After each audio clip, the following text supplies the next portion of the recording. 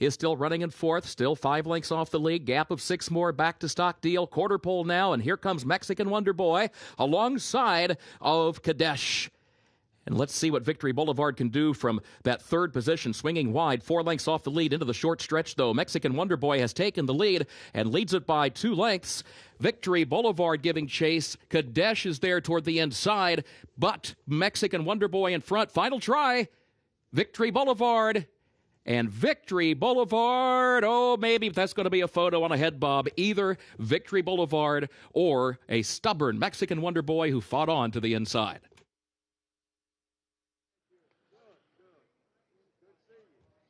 Another close finish here at Keeneland Racecourse as we pick it up at the top of the stretch. It's Mexican Wonder Boy who had put away Kadesh at this point, but now he's got to worry about Victory Boulevard, who has shown again that he does his best running late, whether it be sprinting or routing. And this was the stout team yesterday of Gaffalione and Maker.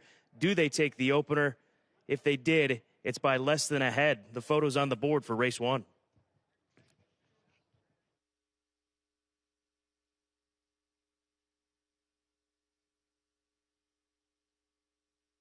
Photo for the win. Hold all tickets.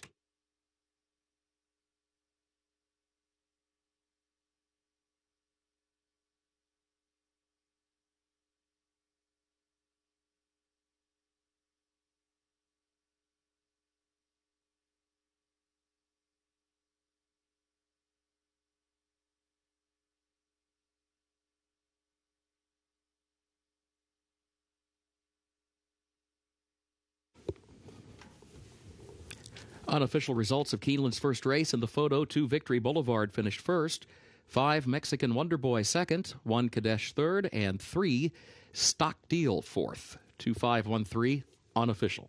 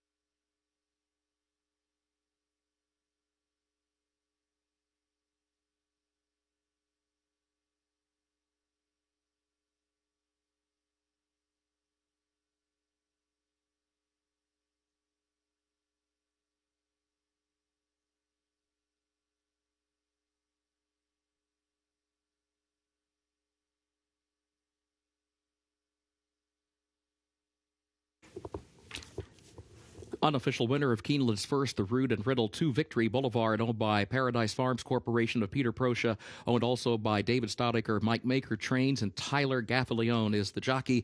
Victory Boulevard is a 3-year-old gelded son of Dialed In out of Top of the Hill by Deputy Commander, bred in Kentucky by Ups and Downs Farm Incorporated. Mile and a 16th over the fast main track, 1 minute 44.5 seconds. Results still unofficial.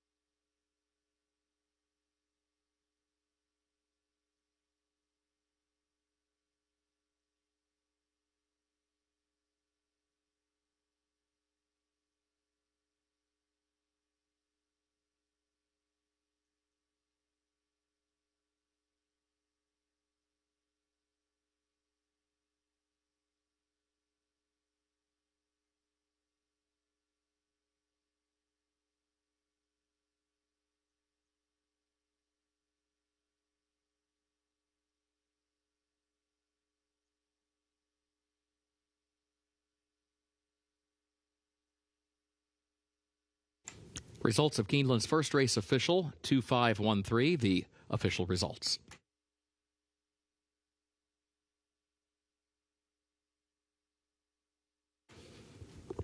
Keeneland's second upcoming, double pick 3 and early pick 4 wagering, super high 5 jackpot with a carryover, $2,725. Fast track firm turf this afternoon in race 2, jockey for the 4 and Isles, Joe Talamo. 4 and Isles. Joe Talamo, the jockey, waved the bug, the weight 120 pounds. Third race, scratch 3, Cerulean. Also scratch 13, Yabba Dabba Diva, scratch 15, Miss Adeline, and scratch 16, Eileen Alexandra. Please note, number 14, Eventide, draws into the race. Fourth race has no changes at this time, no changes either in race 5 at present.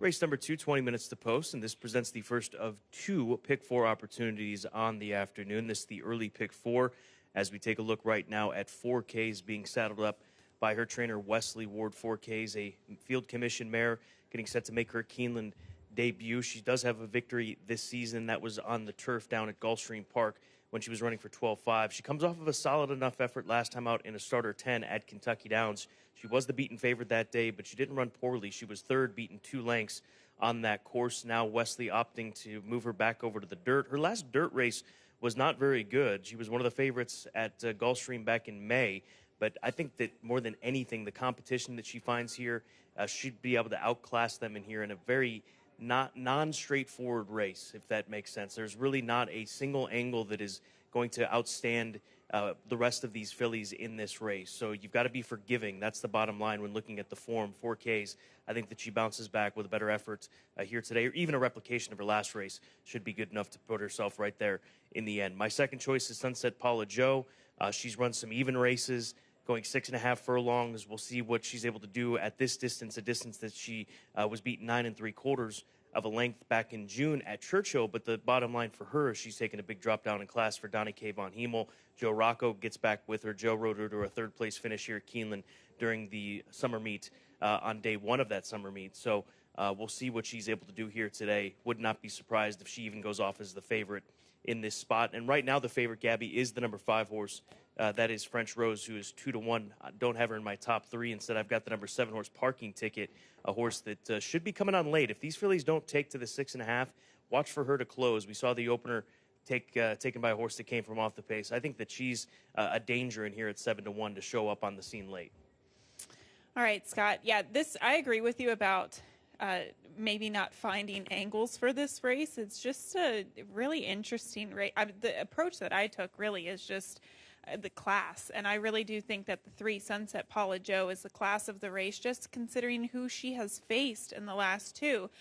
Look at her race back at Keeneland on the 8th of July. It was a starter allowance optional claiming race, and she finished 3rd. She showed some early speed in that race, and she went on to, again, fade to finish 3rd, but she went against the likes of Heaven's Whisper, who is a 14-time winner.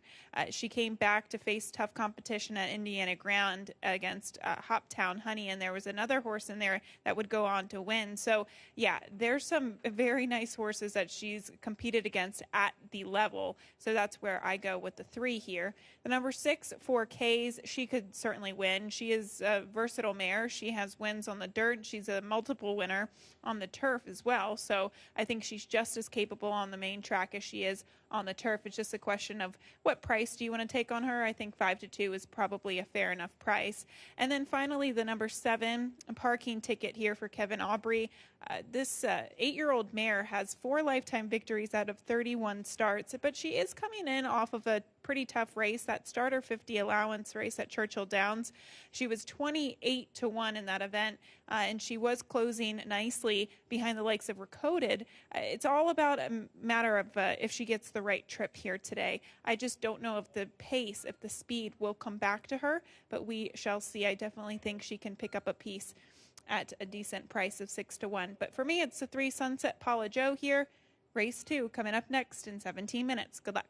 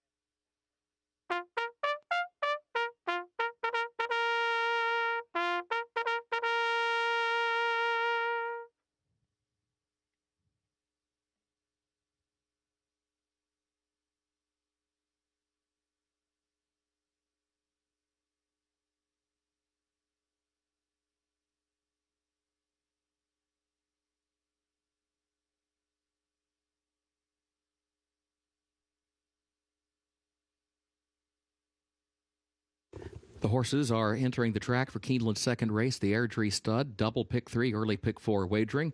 Also the Super High 5 jackpot with a carryover of $2,725. Starter optional claiming race for a price of $20,000. Fillies and mares 3 and up, 6.5 furlongs fast main track. Jockey for the 4 and Isles will be Joe Talamo.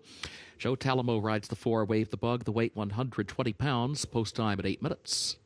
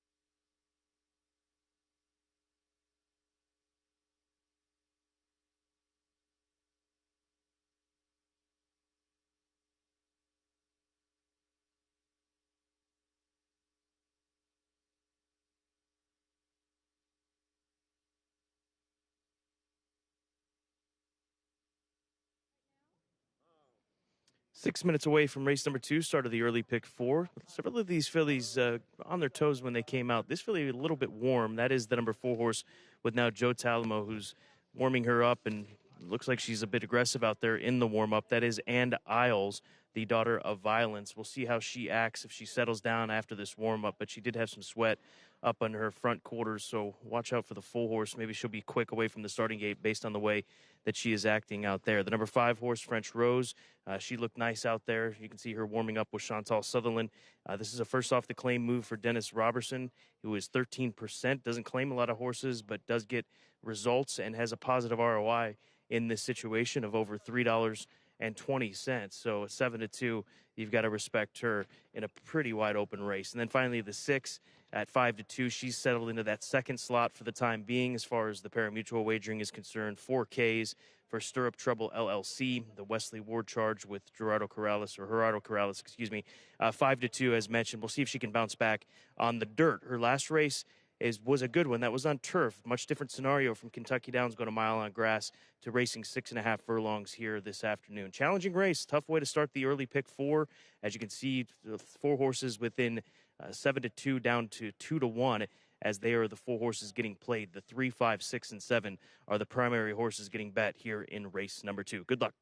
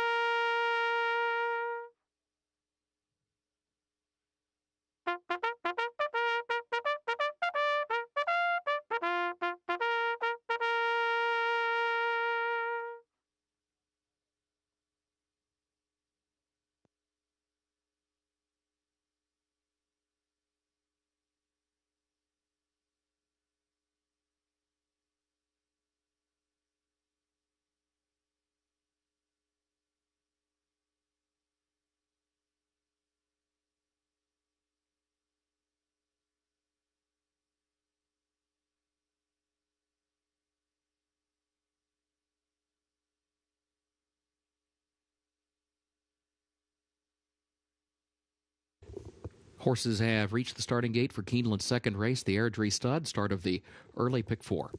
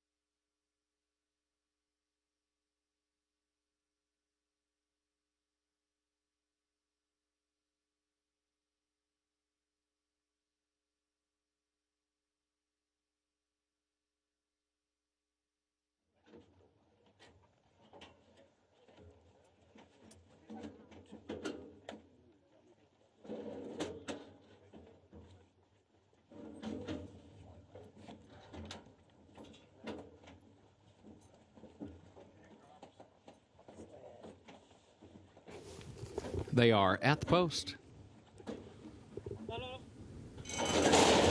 They're off. There goes 4Ks outrunning for the early lead. Gianna's Gift and Sunset Paula Joe have early speed. Sunset Paula Joe moves up between horses, has the lead now by 3/4 of a length. 4Ks goes second. Gianna's Gift is third. French Rose comes away running in the 4th position. Dreamin' of Money is next toward the inside. And Isles backs out of some traffic, regroups. It starts to move up now on the far outside. 3.5 lengths off the lead. And then further back, Parking Ticket is last, 23.73 seconds the time for the opening quarter. It is Sunset Paula Joe who leads the field by 3/4 of a length of the far turn. 4Ks travels in the 2nd position just off the leader's flank. Gianna's Gift 3rd. French Rose between horses 4th. And Isles 5th. On the far outside, 3 lengths from the front. Parking Ticket has to angle to the center of the racetrack, picks up 2 positions, so the back still has a ways to come, top of the stretch. And Dreamin' of Money is last. They're at the quarter pole. Sunset Paula Joe chased all the way by 4Ks. The top 2 slugging it out, a neck separate them. And now 4Ks moves forward for the lead. Parking Ticket is 3rd, but still 3 lengths away, coming past the 8th pole. It is 4Ks, a narrow lead. Sunset Paula Joe is 2nd, then Parking Ticket far outside. 4Ks past the 16th pole. Then Sunset Paula Joe, Parking Ticket, a final try. Parking Ticket runs on from the outside at the wire. Head bobbing photo for the win. Either Parking Ticket from the far outside or Sunset Paula Joe, who fought back from the inside. 4Ks was there between that pair. Another tight finish here at Keeneland for this Thursday card, and coming on late was Chelsea Bailey and Parking Ticket, the 8-year-old mare. This looked like it was a hand ride. I don't know that she ever uncocked her stick down the stretch. I'm not sure either, but this horse is definitely running underneath of her, and it's going to be close as they get down to the finish line. Scott, it's pretty much between the rail horse and her on the outside, but no doubt about it, this horse was rolling very late under Chelsea. Nice battle from Sunset Paula Joe. It looked like she was put away by 4Ks. If she doesn't win, she's certainly second. Another tight one here. This race number 2, start of the early pick 4.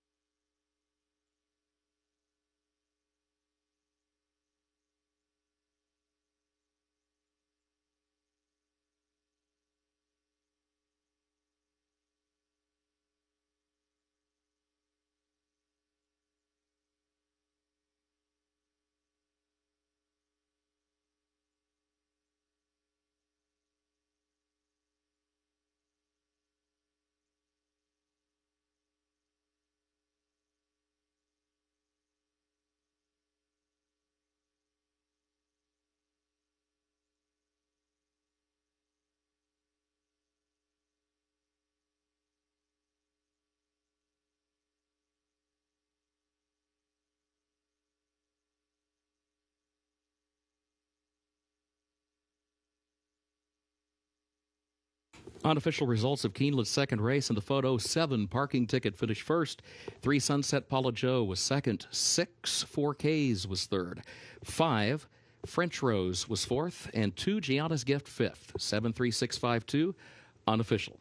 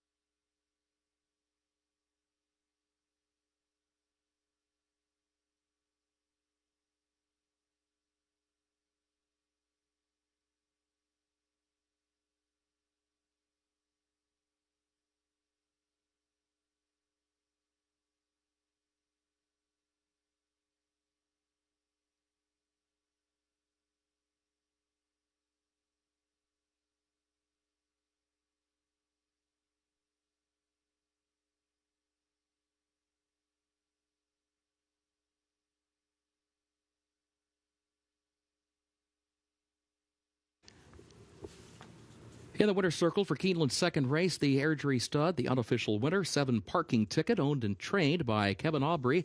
Chelsea Bailey, the jockey.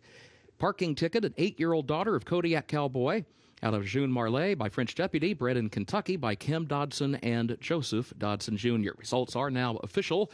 Time for the 6.5 furlongs over the fast main track, 1 minute 17.85 seconds. 73652, the official results.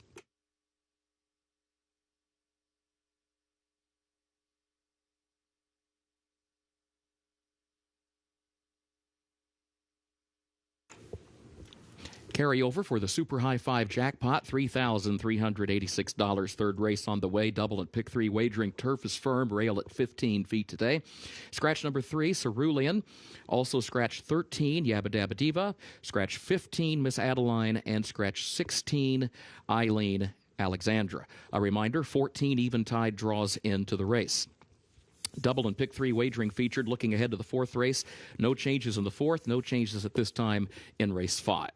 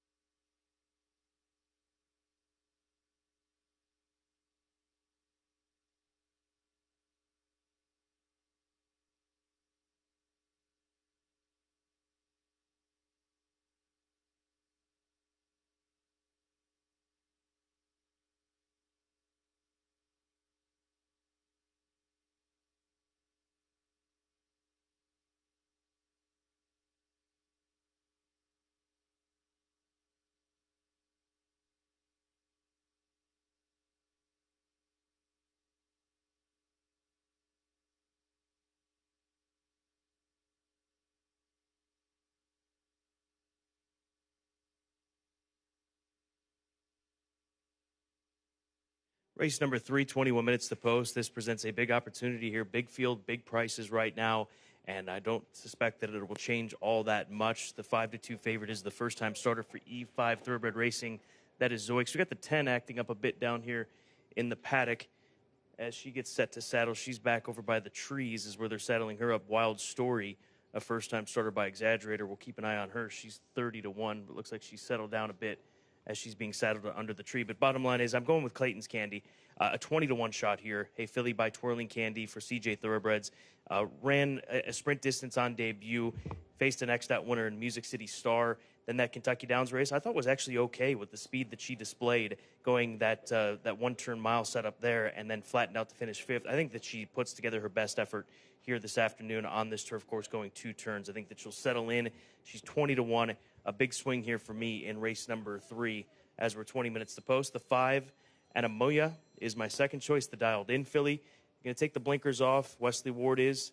She faced off against Plum Ali, in that debut race. She's turned into one of the leading fillies for the Breeders' Cup Juvenile Fillies turf division. And this filly ran a good race last time out of Kentucky Downs. She was closing up late after not breaking all that sharp down on the inside. I think that today you'll see a best effort from her as she continues to progress and move forward, and blinkers coming off Wesley runners as something that he has 21% success rate when he does so in taking blinkers off. And then finally, Zoiks is my third choice, the daughter of Dabawi, out of the stakes-winning mare Glorious Sight.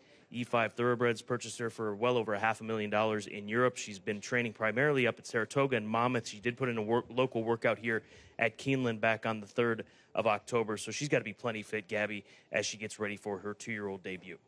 That was a nice stat that you mentioned with Wesley Ward. Yeah, appreciate that. I'm learning. Okay.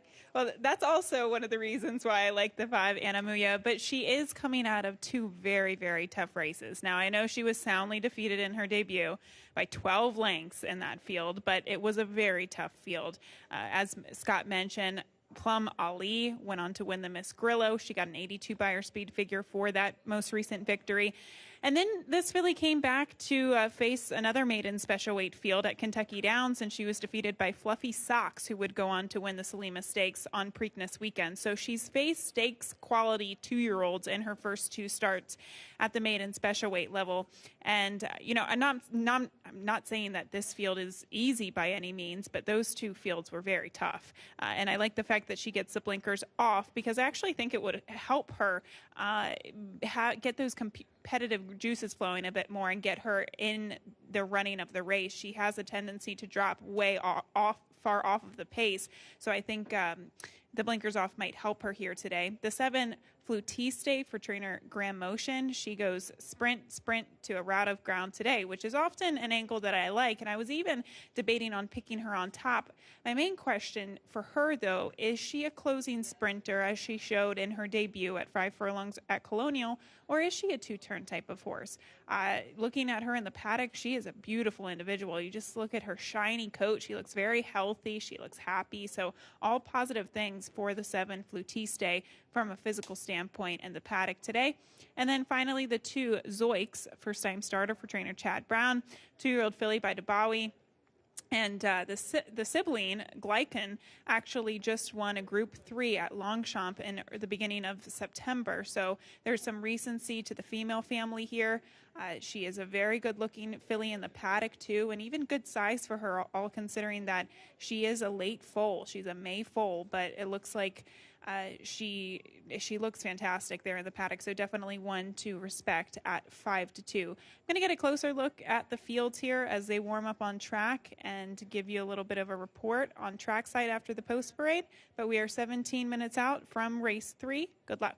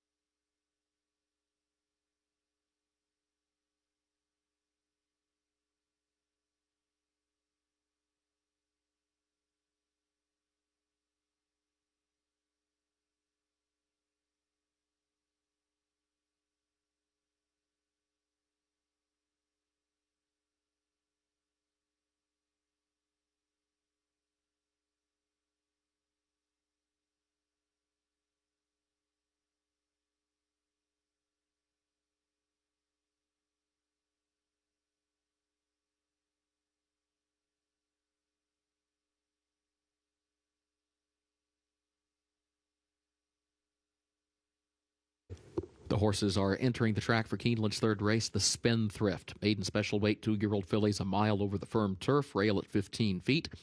Double and pick 3 wagering. There's a carryover for the Super High 5 jackpot, $3,386. Scratch 3, Cerulean. Also scratch 13, Yabba Dabba Diva. Scratch 15, Miss Adeline. And scratch 16, Eileen Alexandra. A reminder, the 14, Eventide, draws into the race. Post time in 5 minutes.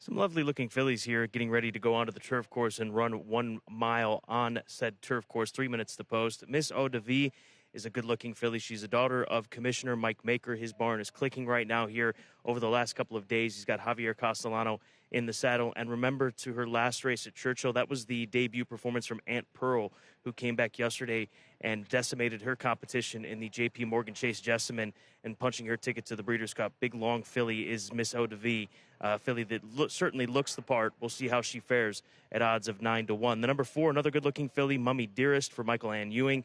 Really been impressed by the Michael Ann Ewing horses that have been brought over here. They really have been turned out well. This is a daughter of Cairo Prince, who should improve here today on the stretch out in distance. She sits at 9-1. And then lastly, go to the 14 on your past performances and program. 25-1 on Eventide. This is a daughter of Wooten Bassett. Wooten Bassett has had a breakout season here in 2020 with his runners. Keep an eye on that name if it ever surfaces, because Wooten Bassett was recently purchased by Coolmore, the sire was, and taken over to their stud operation. So Eventide, well-bred, looks good, big price, 25-1.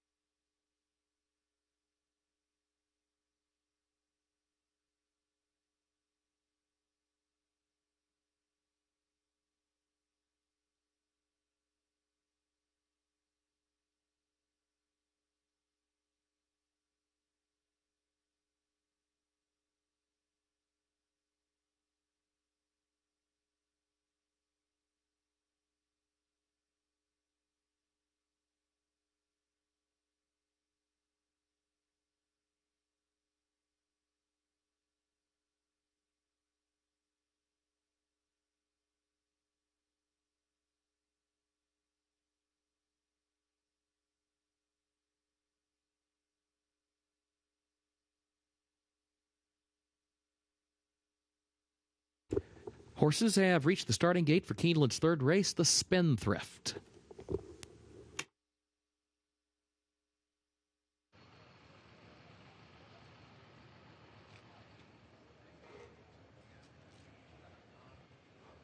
What are we doing with him again? Oh, we don't have to ask him now. But next time we talk to him.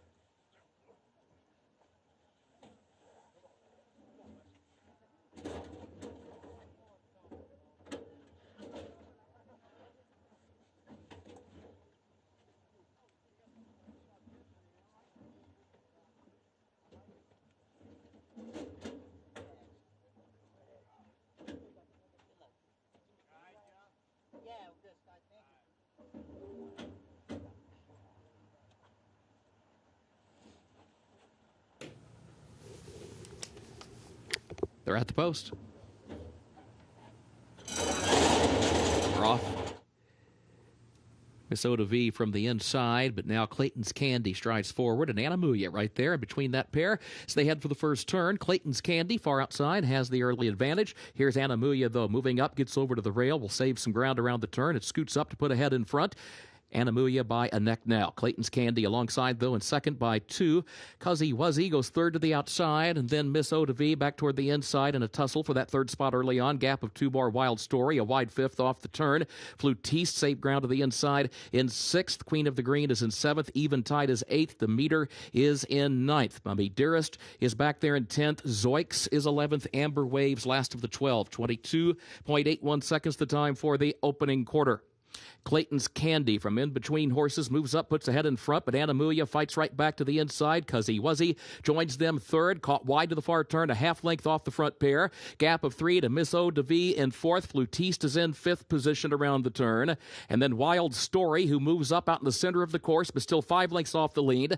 Queen of the Green is next in between horses. Back up front, ANAMUYA has a head in front from Clayton's Candy around the far turn. Here comes Miss Oda V to the far outside.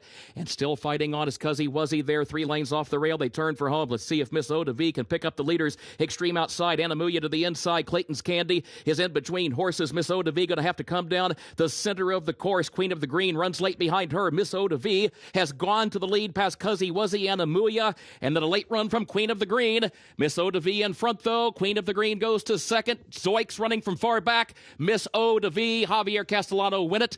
Then it was Queen of the Green home second. ZOIX came out of a crowd to get third.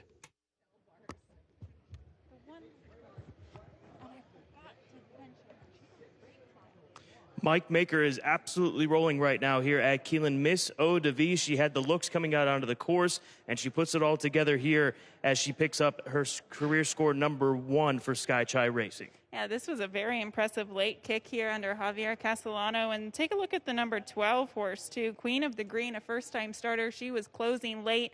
And with regard to the favorite, the 2 ZOIX, Scott, she just couldn't get clear until late. Once she did, she ran on, but it was too late. As you mentioned, Miss Oda V, too much for him. The daughter of Commissioner takes the third.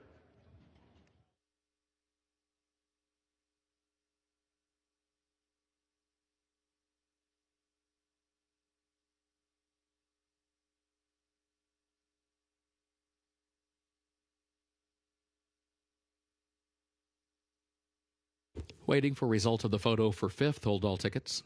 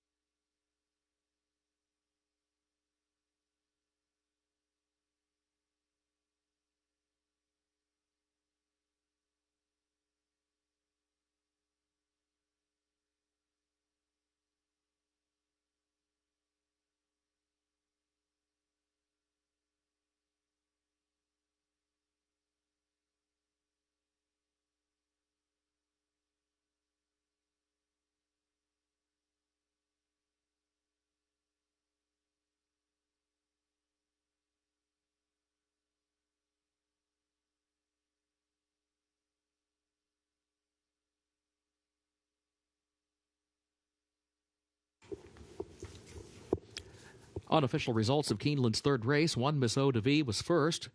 12, Queen of the Green was second. 2, Zoiks was third. 9, CUZZYWUZZY was fourth. And 4, Mummy Dearest fifth. 112, 294. Unofficial.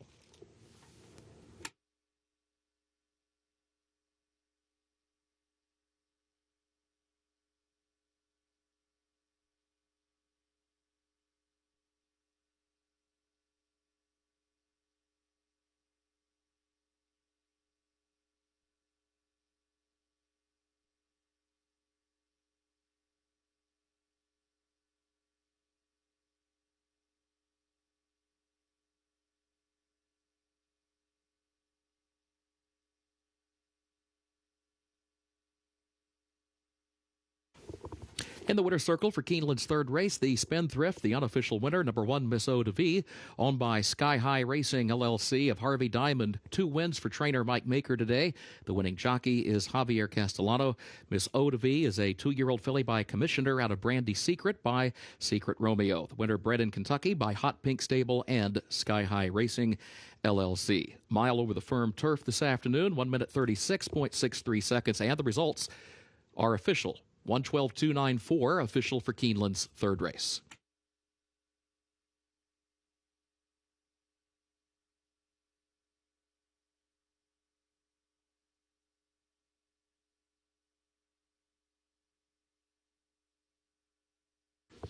Keeneland's fourth race upcoming, double and pick 3 wagering.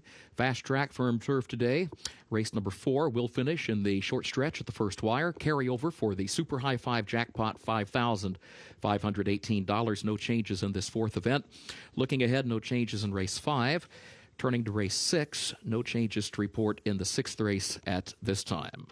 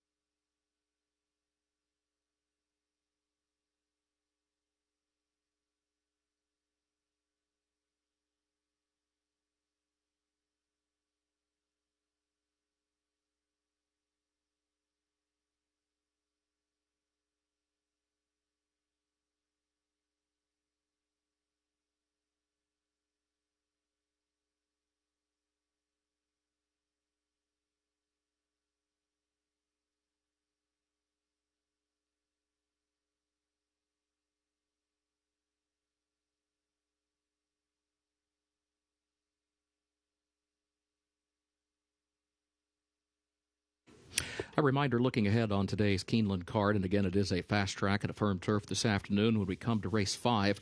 A couple of carryovers to keep in mind as we move deeper into the card. Race 5 is where the pick 6 will begin. $27,993 will be the carryover for the pick 6, and the Super High 5 resumes in that 5th race.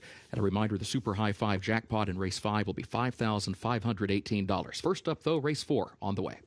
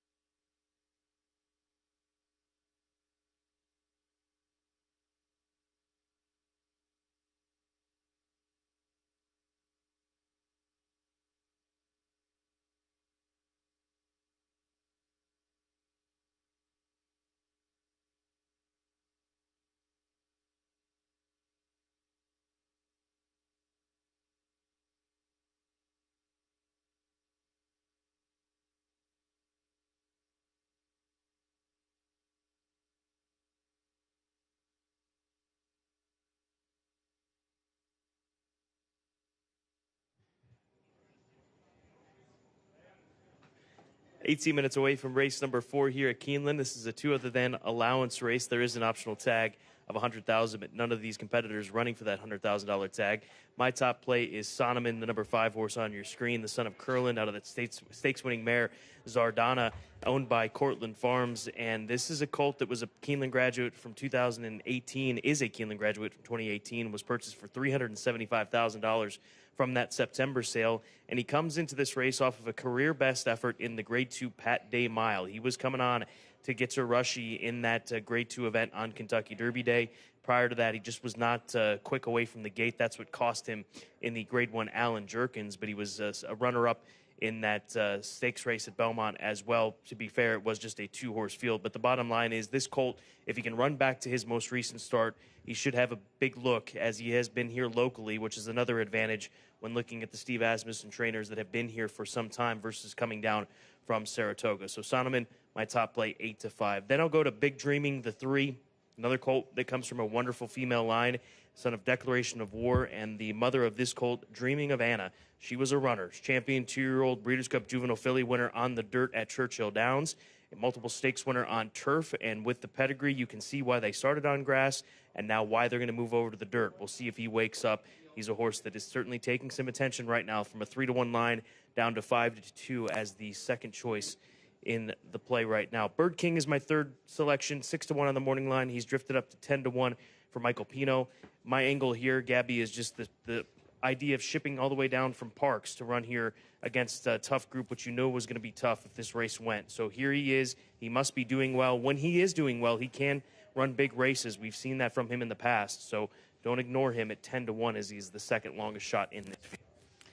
Scott, I did go to the 3 Big Dreaming. I was hoping to get a little bit of a price. I thought that Sonneman would be the heavy favorite in here. We'll see how those odds change as we get closer to post time. But you mentioned the pedigree, and that's why I'm taking a shot with this horse, as is Wayne Catalano for his dirt debut today. He's been very impressive on the turf as of late, recently finishing second to Moon over in Miami in that stakes race at Kentucky Downs.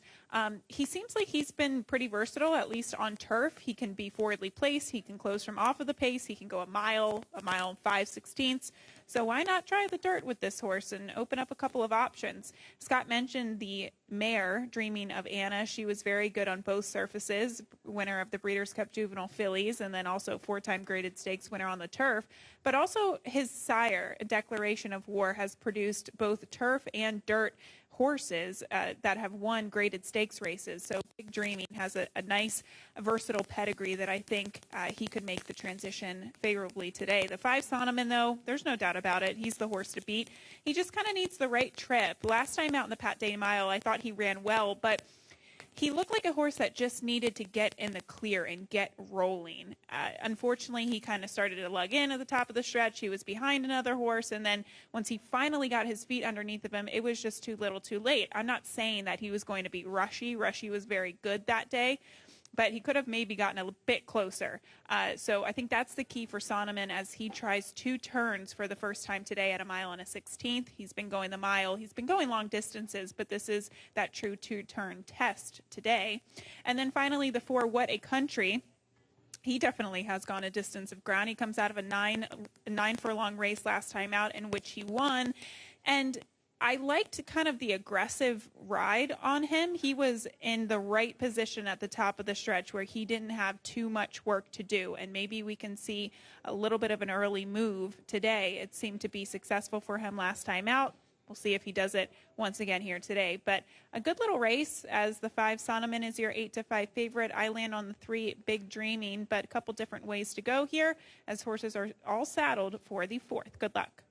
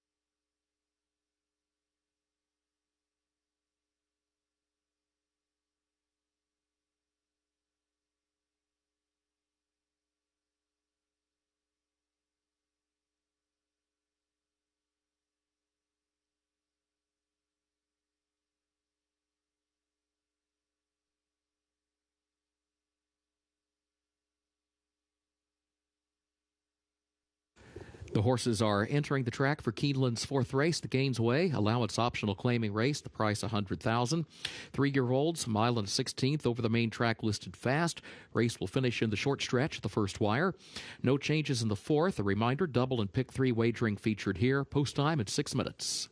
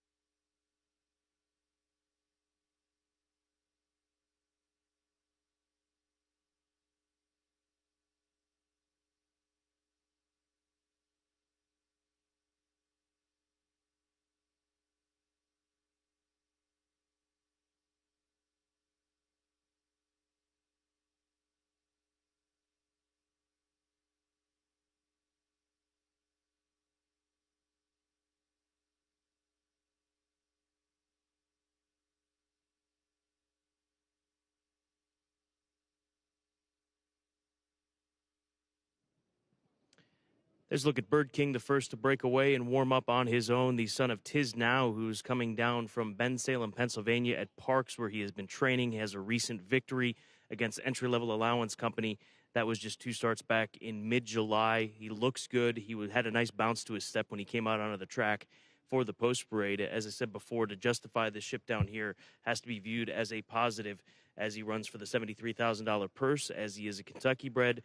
Watch out for the son of Tiz Now here, potentially as a top 3 finisher at the least, or upset player in this spot. Big Dreaming, let's go back to him. Let's see how he looks in his warm-up. This is the son of that champion mare, Dreaming of Anna. He has stayed with the pony. The son of Declaration of War made quite the appearance out here as well. He's 5-2 on the tote board off of his second-place finish in the Dueling Ground Derby at Kentucky Downs. This will be the dirt debut for a horse with the pedigree to do just about anything. And then finally, the pick of the race as far as looks and form has to be the 5. Just a wonderful-looking colt, Sonoman, the son of Curlin. Not quite seeing it here on full display, but when he came out onto the track, his neck was bowed. He looked fabulous. We'll see if he can back up his most recent performance, which was a career best, as he earned a very fast thoroughgraph fig. For those of you that are Sheets players or thoroughgraph players, he ran a 3 last time out. If he repeats that or even regresses a little bit, all of these other horses are going to have to get a lot faster than what they have been in the past, and that's why he sits at even money. This is a good quality group of 3-year-olds as they'll be routing a distance of 1 mile and a 16th on the dirt course. As the gate gets into position, you got 4 minutes to play. Race 4 here at Keeneland.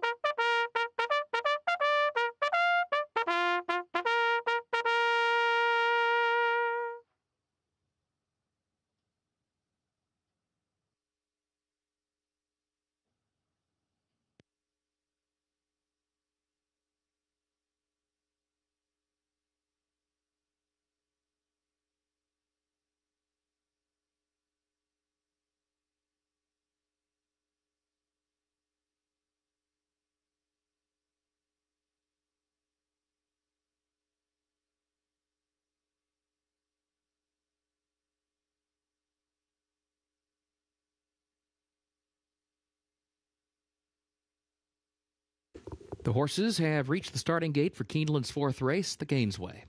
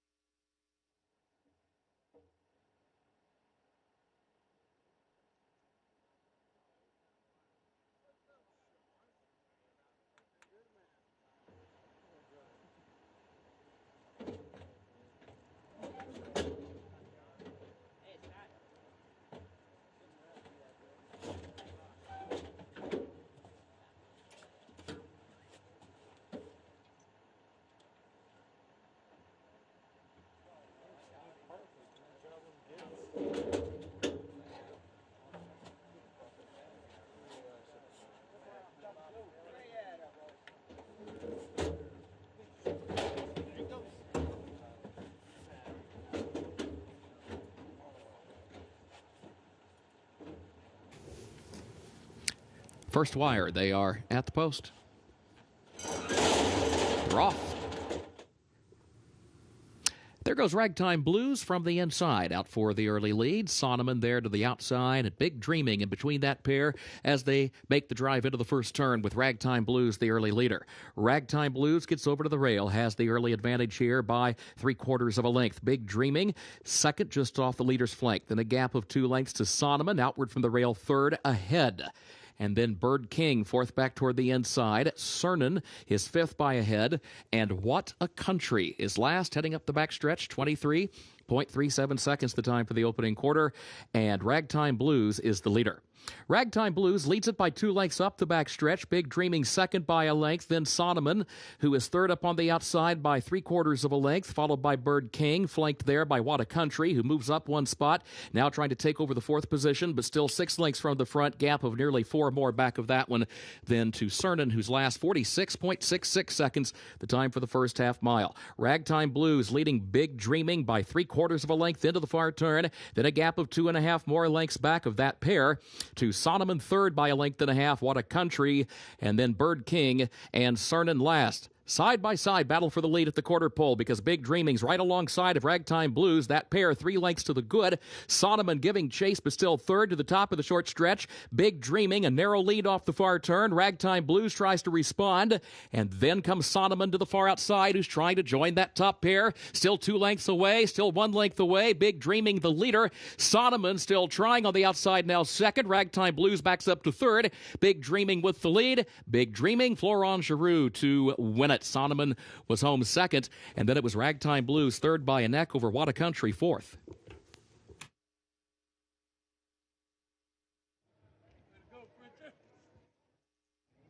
Big Dreaming handling the dirt quite well, and what a big colt he is as he passed by us here in front of us as he was heading to the finish line and attempting to hold off and eventually holding off Sonneman. Just a much bigger animal than that of Sonneman. Sonneman had to come from well off the pace while this colt sat right in the garden spot and was able to kick on and get the victory. Yeah, and you can see Florent Giroux just taking him out a little bit just to meet the stride of the 5 Sonneman. And, he was so big that I think that was played as a little bit of an intimidation factor to the 5 Sonneman, but he certainly was impressive today. It looks like Wayne Catalano has a lot of options with this horse moving forward.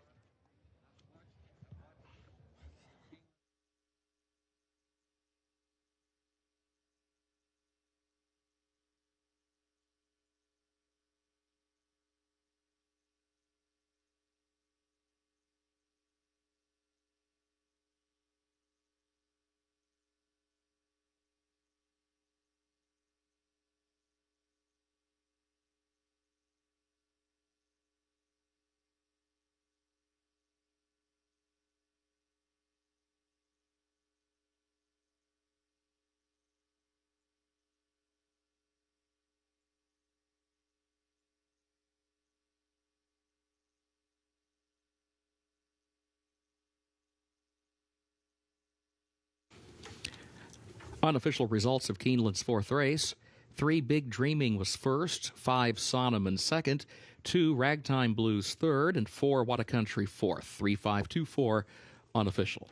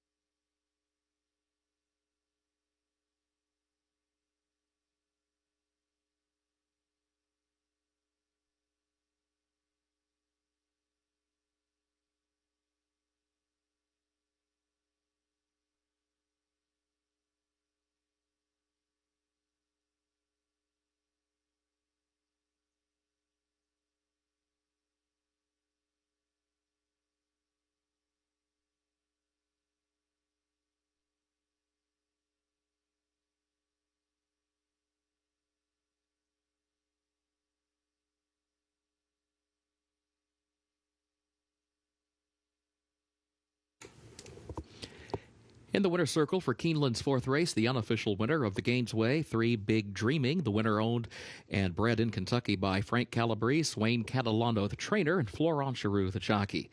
Big Dreaming, 3-year-old son of Declaration of War from Dreaming of Anna by Rahi. Mile at a 16th over the fast main track, 1 minute 43.18 seconds.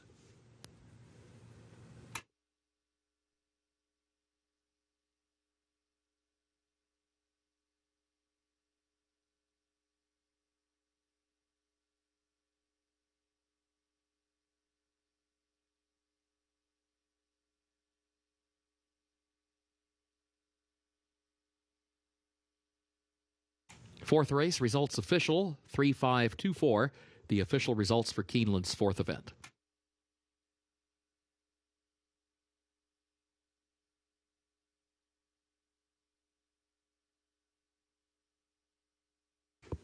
Keeneland's fifth race upcoming. Fast track, firm turf today. Race 5, double pick 3 and pick 6 wagering. Carryover for the pick 6, $27,993. Carryover for the Super High 5 jackpot, $5,518. No changes in race 5. Looking ahead, no changes to report in race 6. Seventh race is also clear at this time. Looking to the 8th race, a reminder in race 8, scratch the 1 Cool Celeste and scratch 12 Black Magic Woman. Again, scratch 1 Cool Celeste and scratch 12 Black Magic Woman. Overweight the 10 Hero of Love, the jockey, 1 pound over. Featured 9th race, scratch both the 2 and the 2B, Title Ready and Perfect Tapatino. Also scratch number 8, Jassican. 10th and final race, scratch the 6, Twirling Wildcat. That's in the 10th and final race, scratch 6, Twirling Wildcat.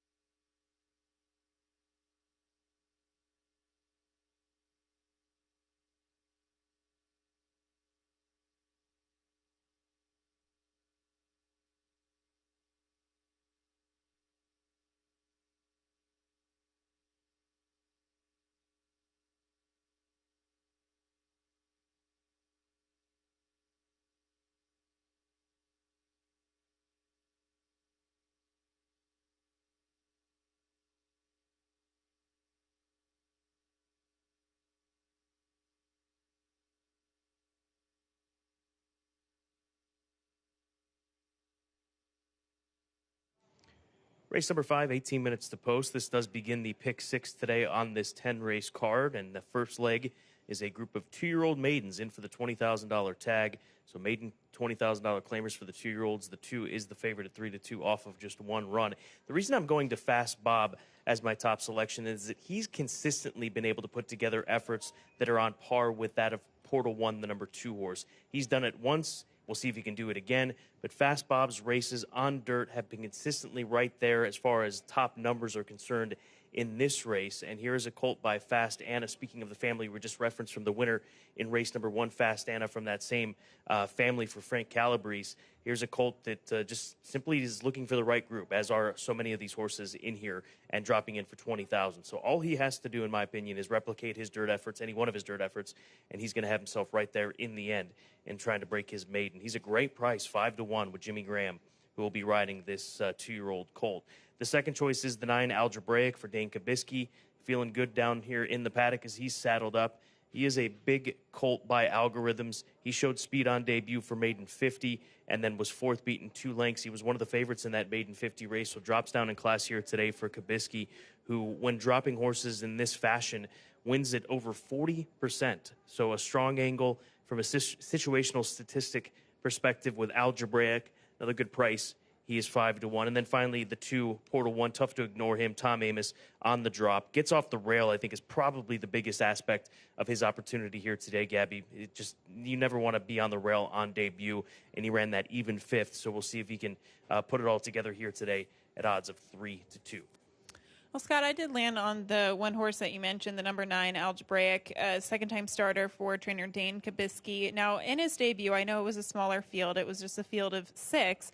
But he had post 3, and somehow he found himself on the rail and getting pace pressure. And then he just faded late against much tougher competition. But I think he needed the race, and all considering how the race played out, he ran well. So now he drops in for the $20,000 tag. Dane Kabisky, Scott briefly mentioned it, but specifically with his dirt sprinters, he hits at about 30%, and it's a positive ROI of $5.69. So you're getting paid if you play horses that do these types of moves for the barn, and that was enough to give him the edge over the rest of the field, in my opinion. The 2, Portal 1, yes, he gets off the rail versus, as he was in that position in his first start against maiden $50,000 competition. He's still towards the inside, and I wonder if David Cohen can navigate a trip with that inside draw, if he's going to show a little bit more speed today. Oftentimes we do see that for Tom Amos. He likes to train speed into his horses. He did not break that sharply in his debut. We'll see if he can get it together to be quicker out of the gates today, but a good-looking colt there in the paddock. And then finally, the 7, Sir Slot, is a horse I'll use. He definitely did not get out of the gate in his debut. He was off slowly, and then he kind of made a little bit of a forward bid and then seemingly faded. So hopefully things go a little bit more smoother for Sir Acelot today, but this does seem like the right spot. I thought this is what made this race so difficult to decipher, because there are a lot of horses that are dropping from that $50,000 race. So it's a question of class and who gets the right trip today, and that's why I did ultimately land on the 9, Algebraic, because of those strong stats, good barn, and a good outside post position for him today. Not to mention, you're getting a good price at 5-1. The horses are still getting saddled here. They will be met with their riders in just a few moments. We are 14 minutes out, from race 5 here at Keeneland. Good luck.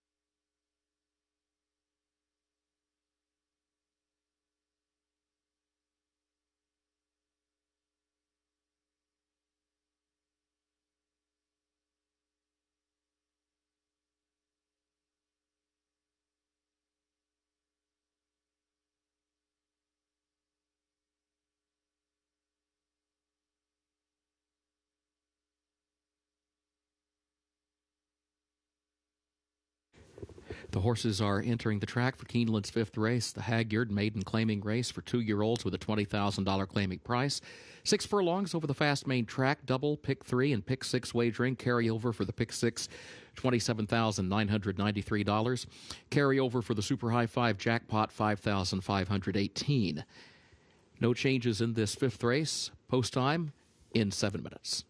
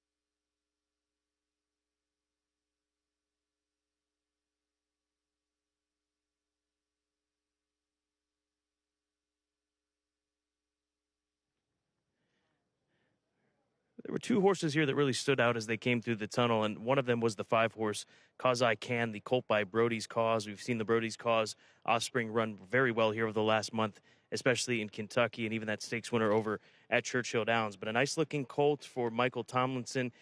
When he debuts horses in for a maiden tag, he wins 10% of the time. So he's got a victory, or 3 victories rather, from his last 29 horses in this same situation. But it's a good-looking colt, cause I can consider him just based on looks alone, as he sits at 15-1. Fast Bob was the standout from a physical perspective. This Keeneland graduate, the colt by Fast Anna, there he is in warm-up. He just really looks the best of any of these in here, and he has the form to back it up. So right now, still a good price, 5-1. I am shocked that he is holding at that as we are 5 minutes to post. And the 10-horse Town Agenda, he was a little revved up when he came out onto the track, as he's 11-1 right now for Mr. Fipke, a homebred for Mr. Charles Fipke, a colt by Jersey Town. He was 6th on debut at a big price, showed a little bit of something early on and then it backed up, and he takes the significant drop down in class here today. Another price that wouldn't be a surprise in the end as he sits at 10-1. Race number 5 does start the pick 6. We'll begin it with 2-year-old maidens in for the 20 tag, and they'll be going 6 furlongs.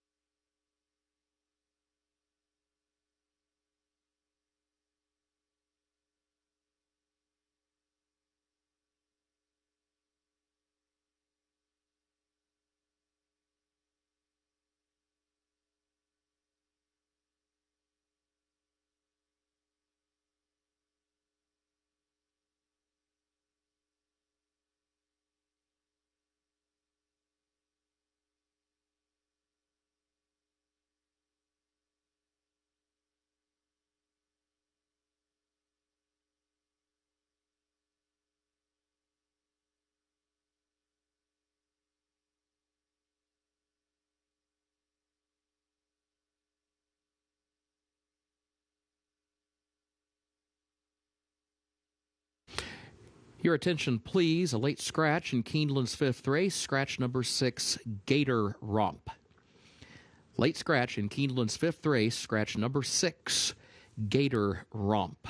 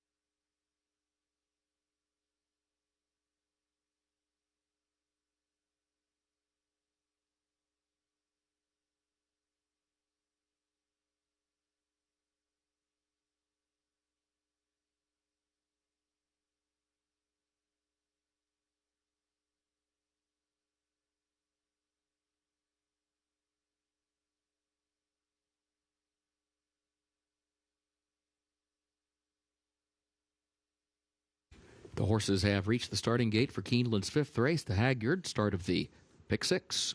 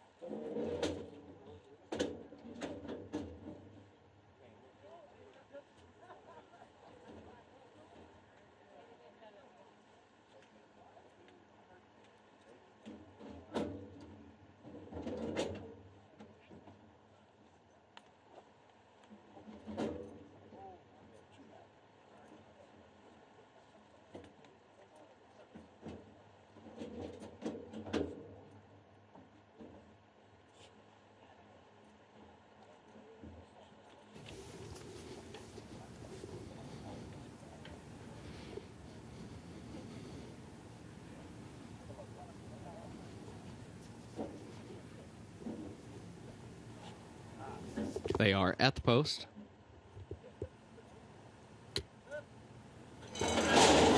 They're off. Big Sky Montana and Algebraic have early speed. Portal 1 kicking in down toward the inside. There goes Portal 1. charges up the rail, has the lead now a half length. Algebraic second to the far outside, and then Big Sky Montana is in third position. Sir Ace-A-Lot goes fourth toward the outside, running nearly 5 lengths off the early lead. Fast Bob is fifth out in the center of the racetrack. Strike It or Tap It is sixth back toward the inside, now moves up one position. Further back, you got Town Agenda, who's in seventh position around the far turn. Mr. Banyan and Cause I Can, the distant trailer, 23.16 seconds the time for the opening quarter. Portal 1 leading Algebraic by a length around the turn. A break of 5 more back to Big Sky Montana, third ahead, joined by Sir Ace-A-Lot in fourth, who's got some running to do with a quarter mile to go. They turn for home. Portal 1, Algebraic. They continue their tussle for the lead. They continue to match strides. Now Algebraic pokes ahead in front. Now starts to kick clear from Portal 1 at the 8th pole. Gap of 5 back to Sir Ace-A-Lot third. Big Sky Montana fourth. Algebraic on past the 16th pole, a widening 6-length lead. Algebraic and Corey Landry to win. It's going to be close for second, but Algebraic wins the race. It was Sir Ace-A-Lot up for second around the outside of Portal 1, who settled for third.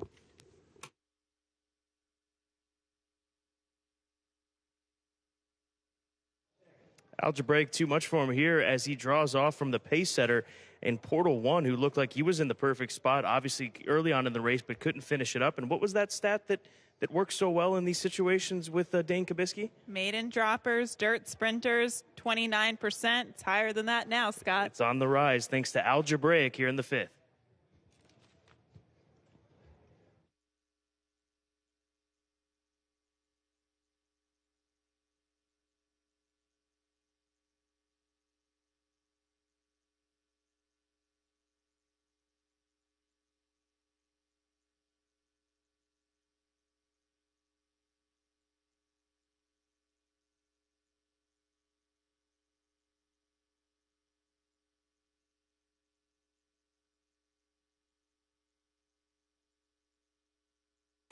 Waiting for result of the photo for fifth. Hold all tickets.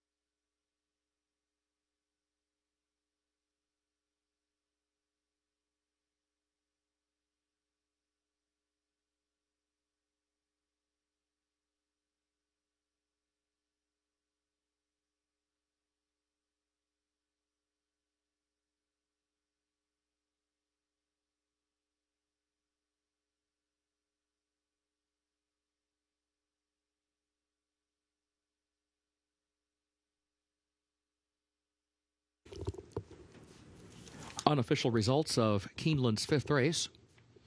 9, Algebraic finished first. 7, Sir Ace-A-Lot second. 2, Portal 1 was third. 4, Big Sky Montana was fourth. 8, Fast Bob fifth. 97248, unofficial.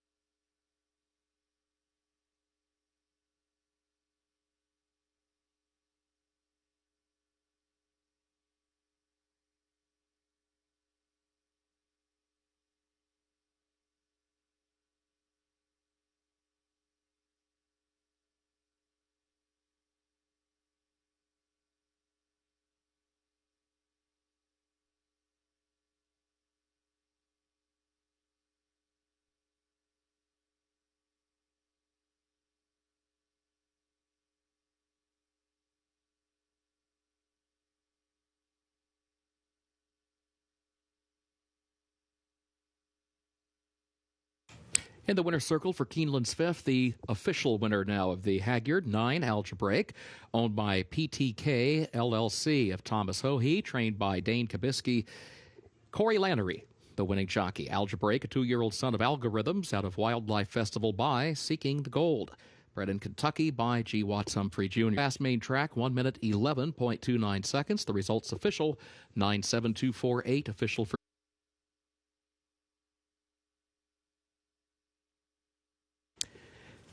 Keeneland's sixth race upcoming. Double and pick 3 wagering, start of the late pick 5. Carryover for the Super High 5 jackpot, $6,190. Early pick 5 pays on 5 of 5 with a consolation 4 of 5, but now we get ready to start the late pick 5. No changes in this sixth race. A reminder, the main track is fast, the turf is firm. Looking ahead, no changes in race 7. Eighth race, scratch the 1 Cool Celeste, scratch the 12 Black Magic Woman. Again, scratch 1 Cool Celeste and scratch 12 Black Magic Woman. Overweight, the 10 Hero of Love, the jockey, 1 pound over. Featured ninth race, scratch both the 2 and the 2B, Title Ready and Perfect Tapatino. Also scratch number 8, Jassican. 10th and final race, scratch the 6 Twirling Wildcat. 6 Twirling Wildcat scratched.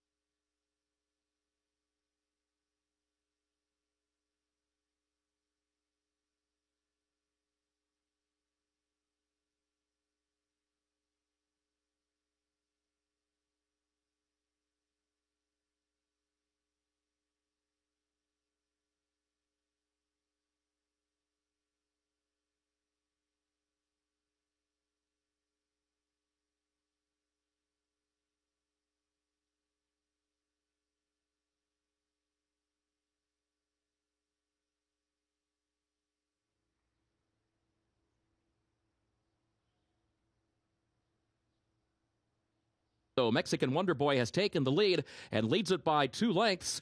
Victory Boulevard giving chase. Kadesh is there toward the inside, but Mexican Wonder Boy in front. Final try. Victory Boulevard. And Victory Boulevard, oh, maybe that's going to be a photo on a head bob.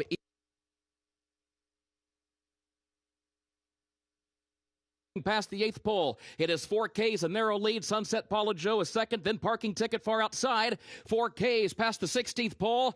Then Sunset Paula Joe, Parking Ticket, a final try. Parking Ticket runs on from the outside at the wire. Head bobbing photo for the win.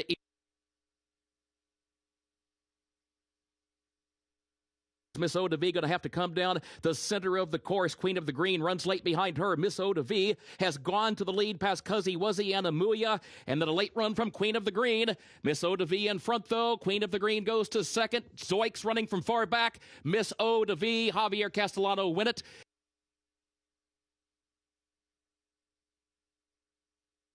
And then comes Sonneman to the far outside, who's trying to join that top pair. Still 2 lengths away, still 1 length away. Big Dreaming the leader. Sonneman still trying on the outside now second. Ragtime Blues backs up to third. Big Dreaming with the lead. Big Dreaming, Florent Giroux to win it. Sonneman was home second.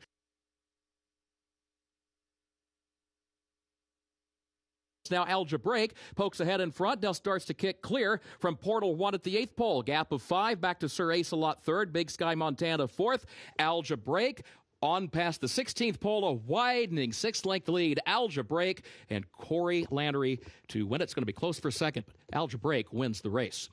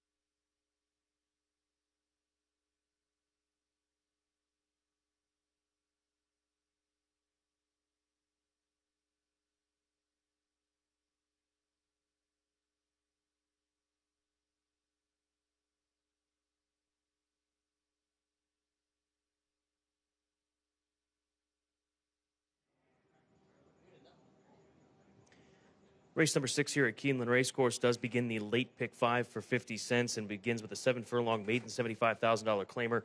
The heavy favorite is Pit Boss down on the inside, who takes the drop down in class here today, as does Ghost Fighter, my top selection.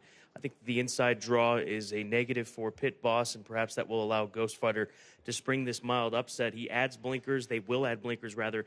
Mark Cassidy and his team with this colt by Tappet out of the stakes-winning mare Bella Vida. The runner-up finish on debut was solid, and then he was 4th in that Churchill race last season at the age of 2 on the October 27th card to a horse by the name of Halo Again, who since then has turned into a 2-time stakes winner. They gave him a spin on the turf at Kentucky Downs, didn't work out. Drops in class here today. Declan Carroll, part of the family team, really behind this colt, with Mark Cassie's assistant being David Carroll. His father looked like he'll have a big opportunity here at 5-1. I really do like Ghost Fighter. I don't think there's a lot separating he and Pit Boss. Pit Boss is the second choice, though. It's tough to not use him on your pick 5 ticket. I think a lot of people will be likely singling this colt based on what he's been able to do. He's run against some tough runners. He ran in the mud at Ellis Park at the beginning of August, in third as one of the favorites in there, behind a horse named Beaver Hat. I went to Beaver Hat a couple days ago here at Keeneland, actually last week, thinking that that horse would respond with a strong effort and really didn't make much of an impact in the end. So we'll see where this colt's about here today, what he's going to be able to do early on with Corey Lannery in the saddle. Even money, Wayne Catalano looking for 2 wins here today at Keeneland Racecourse. We'll see if he can get it here with Pit Boss. And then finally, the 2 Rye Humor for Ian Wilkes. I think there's some upside to this gelding. He's a horse that should be coming on late. That race last time out was not bad, Gabby. He's run 2 good races on the dirt at 4-1. He is right now the second choice in the wagering. But I'll take the swing against the favorite with the 4-horse Ghost Fighter here in race number 6. Yeah, I'll pick up where you left off with the 2 Rye Humor, because this is going to be my top selection here. You know, this is a horse coming out of the barn of Ian Wilkes. Ian Wilkes, he usually takes a pretty patient approach to get horses to fire at their best, and I think that is the case with this horse. I think he's probably sitting on his best race today, because I like the 7/8 race for him, and I think it's a vote of confidence that they step him back up to $75,000 versus, you know, the $50,000 level that he ran in last time out. And on top of that, he was closing from off the pace, but the top 2 finishers were forwardly placed. They pretty much went 1-2 around the track. So I do think that the pace will come back to him a bit better at 7 furlongs, and it is his 3rd start off the layoff. He should be ready to fire. Now, the 1 Pit Boss, though, it seems like Wayne Catalano is pretty confident in this horse's ability, especially at this level. He thinks it's a great spot for him here today, as I talked to him a few moments ago. And he is. I mean, this is a great spot for him, but he does have to work out a trip from that inside post position, because I don't think he's faster than some of these other horses that are getting the distance to the 7 furlongs here today, whereas he is turning or cutting back in distance from the mile at Churchill Downs. But he is the class of the race. And then finally, the 4 Ghost Fighter. Scott and I see this race pretty similarly. I don't know if that last race was more of a prep or just, wanting to try this horse on the turf to see what options they had moving forward. But I do think that it at least did a little bit for him in terms of fitness. And now, second start off of the layoff with the blinkers on, he should be much sharper today. And he showed some promise, especially in his debut last year in September at Gulfstream Park. So we'll see if he's fit and ready to go at 7/8. He is the son of Tappet out of Ghost Zapper. I don't think distance overall should be a problem. We'll see if he can get the job done today for the first time and for that $75,000 tag. But it's 2-1-4 for me, the top 3, excuse me. But the betting public landing on the 1 Pit Boss as your even money favorite.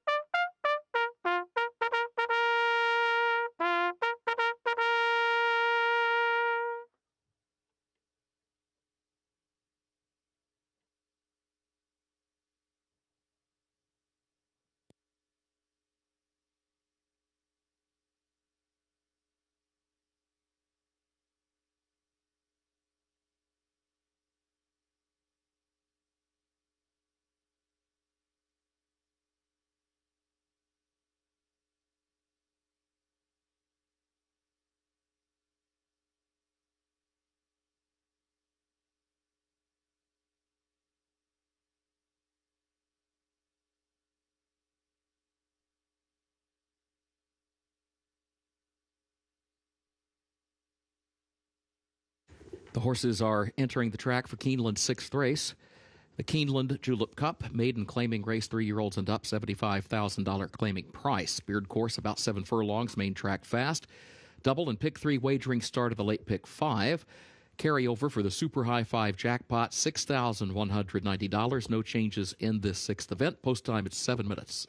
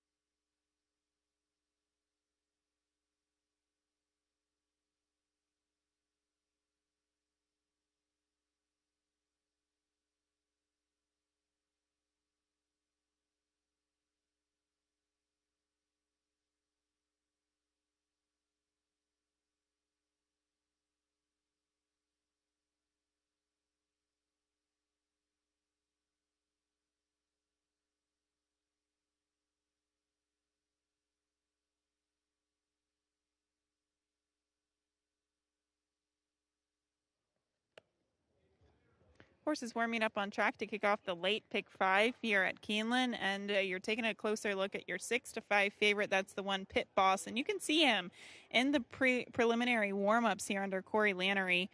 He's sharp today. He broke away from the pony, and he was pretty quick. I'm not going to say that he was running off by any means, but he definitely was pulling Corey Lannery. And even watching him in the post braid with the pony, he's definitely on his toes. So all that considering, I wonder if he will be a bit sharper out of the gate, even despite cutting back in distance to the 7 furlongs. I think he has to be. He has to hit the ground running early in order to have success here today with that inside draw.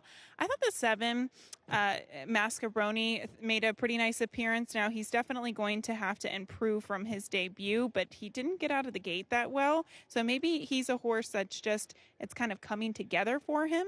But he's a big, strong-looking colt here on track. So maybe he can take that step forward for trainer Fausto Gutierrez.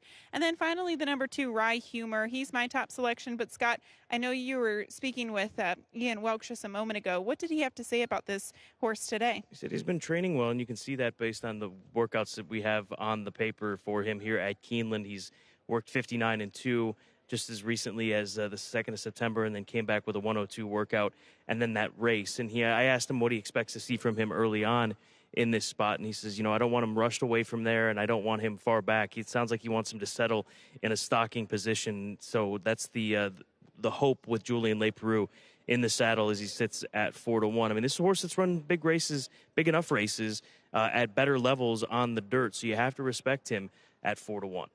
Yeah, he's always seemed like kind of a bigger horse too, Scott. And I think, the fact that he's making his 3rd start off the layoff should only help him. We took a quick look at the 4 Ghost Fighter. He actually got in a pretty good warm-up under Declan Carroll today as well, with the blinkers on for the first time. Scott, no qualms about your top selection. I thought he looked really good. Yeah, I think that this is one of the better opportunities, at least in the handicapping that I've done here today, obviously, to take a swing against the favorite. I mean, the 1 is clearly the horse to beat. He's put up the numbers that suggest that. The Catalano barn is going good right now, already with the winner on the card today. But I just think that the inside draw may be the swing towards the 4-horse more than anything, based on that outside post that the 4-horse has. So I do. This is a big opportunity, at least in my mind, to take a nice win bet here in race number 6 and get yourself set up for a big second half of the card here.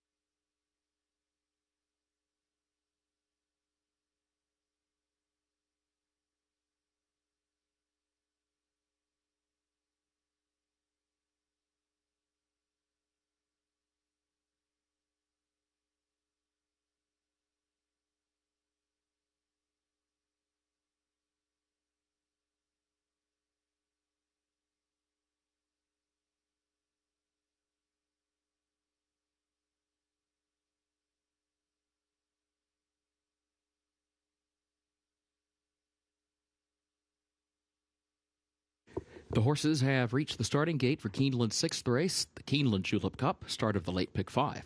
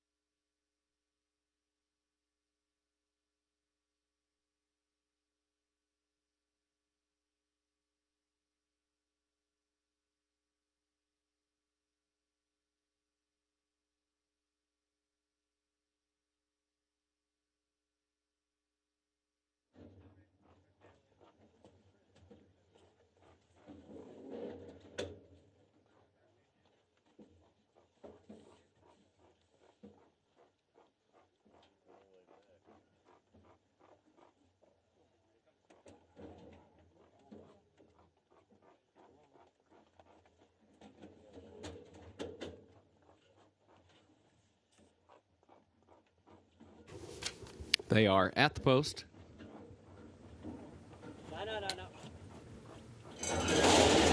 They're off. There goes Pit Boss from the inside. Soviet with speed from the outside. Treasury in between horses. Pit Boss now backs off as they hit the main track and head up the backstretch. Treasury and Soviet, they go at it for the top spot now. They are separated by just a head for the move up the backstretch. Then a gap of 2 to Mascabroni between horses, who fights for third here early on.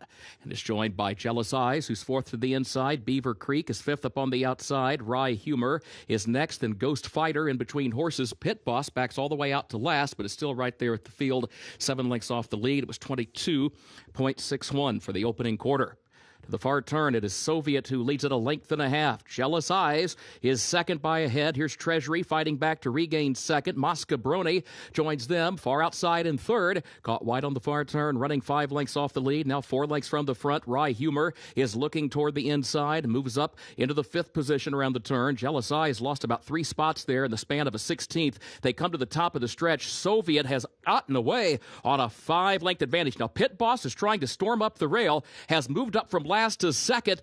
Let's see what Pit Boss does now. Still trying to find room to the inside. Going to have to change lanes to the outside. Moving by the 8th pole. Coming after Soviet. Rye Humor is running on from third. Pit Boss to the lead. Rye Humor and still Soviet toward the inside. Pit Boss. Rye Humor on the outside. Pit Boss. Pit Boss. Pit Boss. Corey Landry. Corey goes back to back on the card. And then it was Rye Humor home second. Soviet third.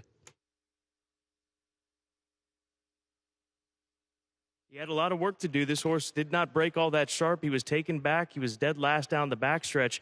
But once he kicked it in, he had dead aim on the leader, who was game out there as long as he possibly could be. And this was a very decisive win for Pit Boss as trainer Wayne Catalano picks up his second win of the day. Yeah, Scott, this horse dropped so far off of the pace, and then it looked like he was rallying up the rail, and then Corey Lannery made the decision to tip him out into about the 3 path, and that seemed to be the right decision.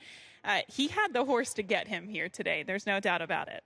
Nice look at it. Pit Boss, dirty, but a winner here in race number 6.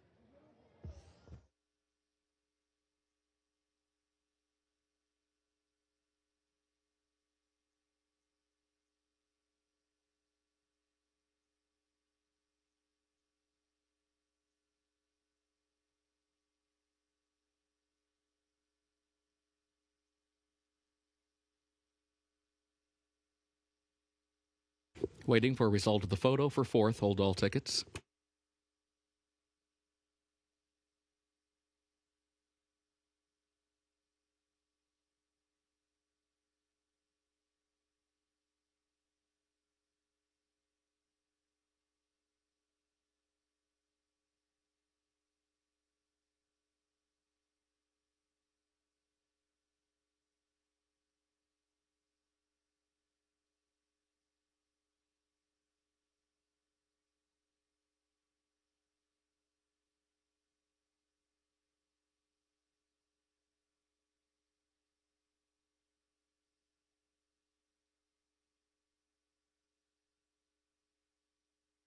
Unofficial results of Keeneland's 6th race. 1, Pit Boss was first. 2, Rye Humor was second. 6, Soviet was third. 7, Mascabroni was fourth. And 8, Beaver Creek was fifth. 1, 2, 6, 7, 8, unofficial.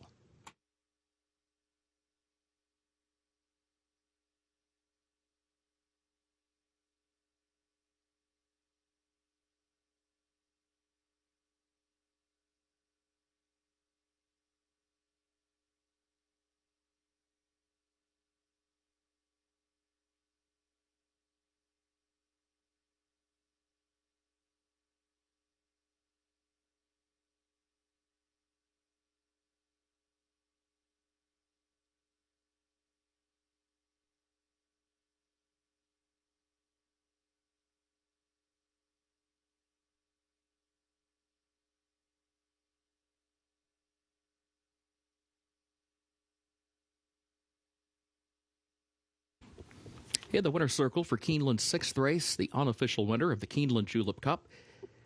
1, Pit Boss, owned by Gary and Mary West. 2 wins for Wayne Catalano, back-to-back wins for jockey Corey Lannery. Pit Boss, a 3-year-old son of Union Rags, out of Town Flirt by Speightstown, bred in Kentucky by Katie Rich Farms. Beard course about 7 furlongs, 1 minute, 27.6 seconds. Results still unofficial.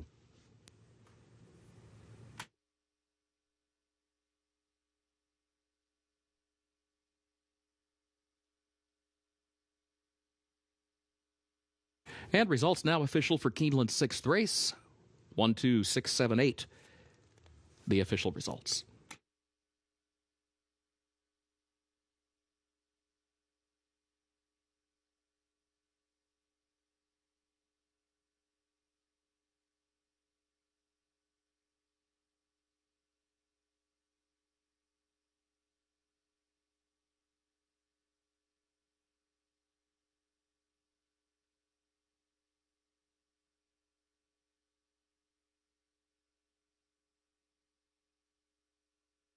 Keeneland 7th upcoming. The turf is listed firm today. The rail set at 15 feet. Carryover for the Super High 5 jackpot, $7,317. Double pick 3 and late pick 4 wagering offered here. There are no changes to report in race 7. Looking ahead to the 8th race, a reminder in the 8th, scratch 1, Cool Celeste, and scratch the 12. Black Magic Woman. Overweight the 10, Hero of Love, the jockey 1 pound over. Featured 9th race, scratch the 2, Title Ready, and the 2B, Perfect Tapatino. Also scratch 8, Jassican. 10th and final event, scratch the 6, Twirling Wildcat. 10th race, scratch the 6, Twirling Wildcat.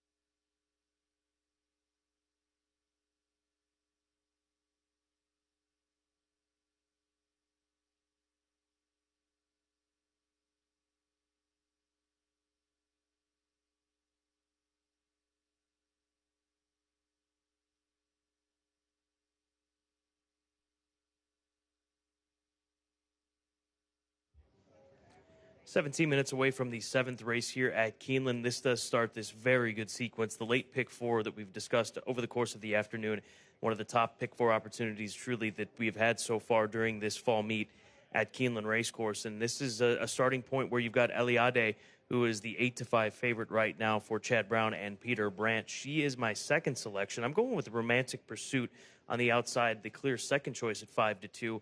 Here's a daughter of Medaglia d'Oro out of the Grade 1 winner Questing, who took the Alabama Stakes at Saratoga for Godolphin, this filly, a Godolphin homebred. She has already won on grass twice in the past at these longer distances, and she likes to sit a tactical trip. She comes out of a 1.25 mile race in the Dance Smartly up at Woodbine back just about 2 months ago. She's run well here at Keeneland in that 1 3/16 race during the July meeting. She was third, coming on as the 90 cents on the dollar favorite. I give her another chance here today at Keeneland as she sits at 5-2. Eliade is the second choice for me, the French import for Peter Brandt. She's looking for her first win stateside. She's a 2-time winner over in France, including a victory at Chantilly. We'll see if she's able to step forward here today. She comes out of the Grade 2 Glens Falls, tougher competition. That's what she's going to encounter here this afternoon. Always difficult to leave a Chad Brown runner off your ticket, especially when he's got the European imports and Peter Brandt behind them, and obviously Javier Castellano part of this team as well. She deserves the attention that she is getting as she has knocked on the door in the past here in these longer distance races. And then finally, the number 3 horse is my third selection. That is Cambaliza for Arnaud Delacour. Here's a filly by Curlin who was placed first via disqualification at Kentucky Downs. Quite a controversial call on that afternoon. And the filly that actually crossed the wire in front, Gabby, we saw her win right here last Thursday at Keeneland in pretty decisive fashion. So that's the common foe game that we like to play so often.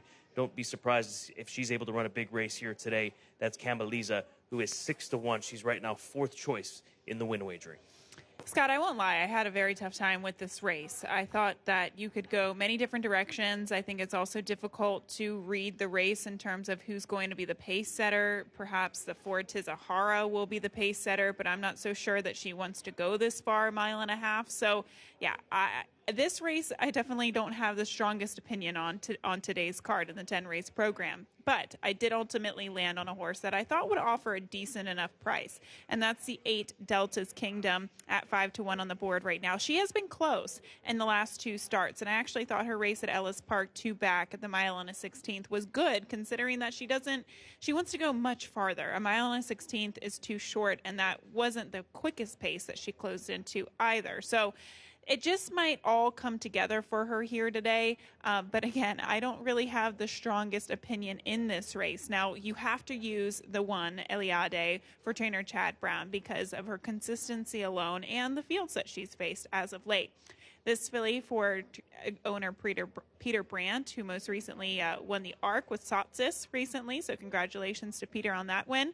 But this horse, obviously, she has the credentials in order to win. I think Javier Castellano will be able to get her covered up towards the inside and work out the right trip in the very late stages. She's the class of the race. She's a deserved 8-5 favorite. I have no qualms with this filly. I would definitely use her if you're looking to play the pick 4. I would actually use several in here. I thought this is a race that you really wanted to have coverage, and I also thought the last race, race 10 on today's program, was another race that you needed coverage. It's a good pick 4 sequence. We've had pick 4 sequences every day so far at the meet, but I thought that this race with the sequence today was one of the more competitive races. And then finally, the 9 horse is who I'm going to round it out with.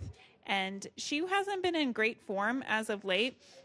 She was obviously not really a factor in the Grade 2 Dance Smartly, but she's better than that. I really liked her race 2 starts back here at Keeneland, where the turf course seemed to be a bit faster, and it was really hard to close on, so maybe she can work out the right trip. She's getting play right now at 5-2 on the board, but a competitive race here, competitive sequence, as this does kick off the pick 4.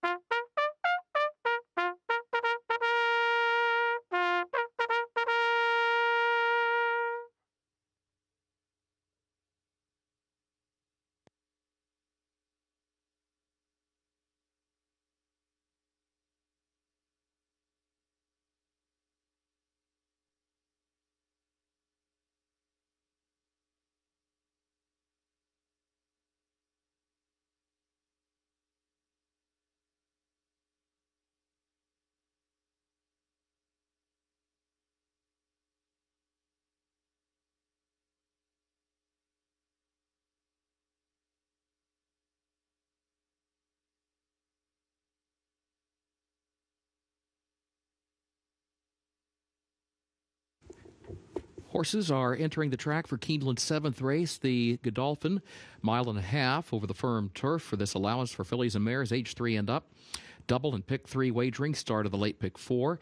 Carryover for the Super High 5 jackpot, $7,317. There are no changes in this 7th race. Post time, 7 minutes.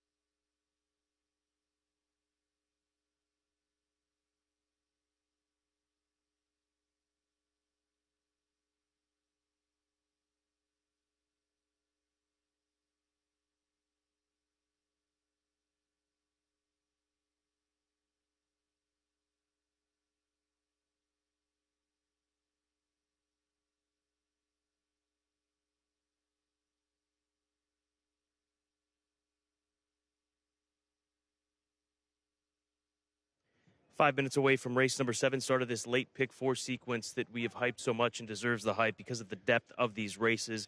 And part of the depth of this leg 1 is the filly on the screen, Romantic Pursuit. Looks lovely out there in the Godolphin blue, the Medaglia d'Oro filly out of the Grade 1 winner campaign by Godolphin, questing that Daughter of Hard Spun. Looks like it's all coming together here for her today, and she's coming out of some strong efforts. This is a race that is so difficult, Gabby, to just really pinpoint towards one, because so many of these fillies have run big races, and it's going to come down to who can work out a trip, save ground, get the splits. That's really, I think, what's going to end up determining the winner here, and trying to predict that is very difficult to do when we're sitting here 5 minutes away. Well, I think the key to Romantic Pursuit today is for her to get out of the gate and sit a comfortable trip a little bit more forwardly placed, because the last time that she was at Keeneland at 1:03.16, she had so much work to do on a course that really wasn't kind to closers on that particular day. But she's a filly that's known to have some speed before in the past, Scott, and I hope that that can kind of resurface for her. Yeah, that speed, though, in that July race, that was speed that she's not going to see here today. I would be shocked if they're going 46-3 for the half mile. So she should be able to sit a lot closer in this spot. Let's go to the 8-horse Delta's Kingdom. She's run some figures that put her right here with these top runners in this spot. She was last seen in the TVG Stakes at Kentucky Downs, finishing 3rd. What do you expect to see from her as far as tactics? It was kind of the same situation. I thought that Delta's Kingdom and Romantic Pursuit were very similar on form. And with Delta's Kingdom, she too was in that race against Speedy Solution with those crazy fast fractions. I think she's better when she can make her one move off of the pace. I know she was a bit more forward last time out of Kentucky Downs, but Scott, she was really the one horse that kind of stood out to me, at least in the post parade. I thought that she just has a very nice, elegant presence to her on track today.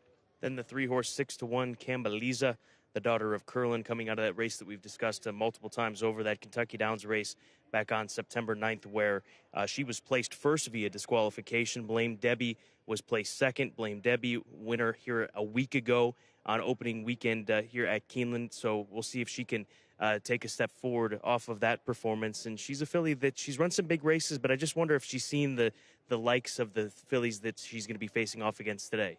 Yeah, this is a class test. There's no doubt about it. And I also think that I don't know if she's a 1.5 mile type of horse. It's still, the jury's out, in my opinion, with the 3 Cambaliza, but she certainly looks nice on track. 3 minutes to play the late pick 4. It starts here with race 7.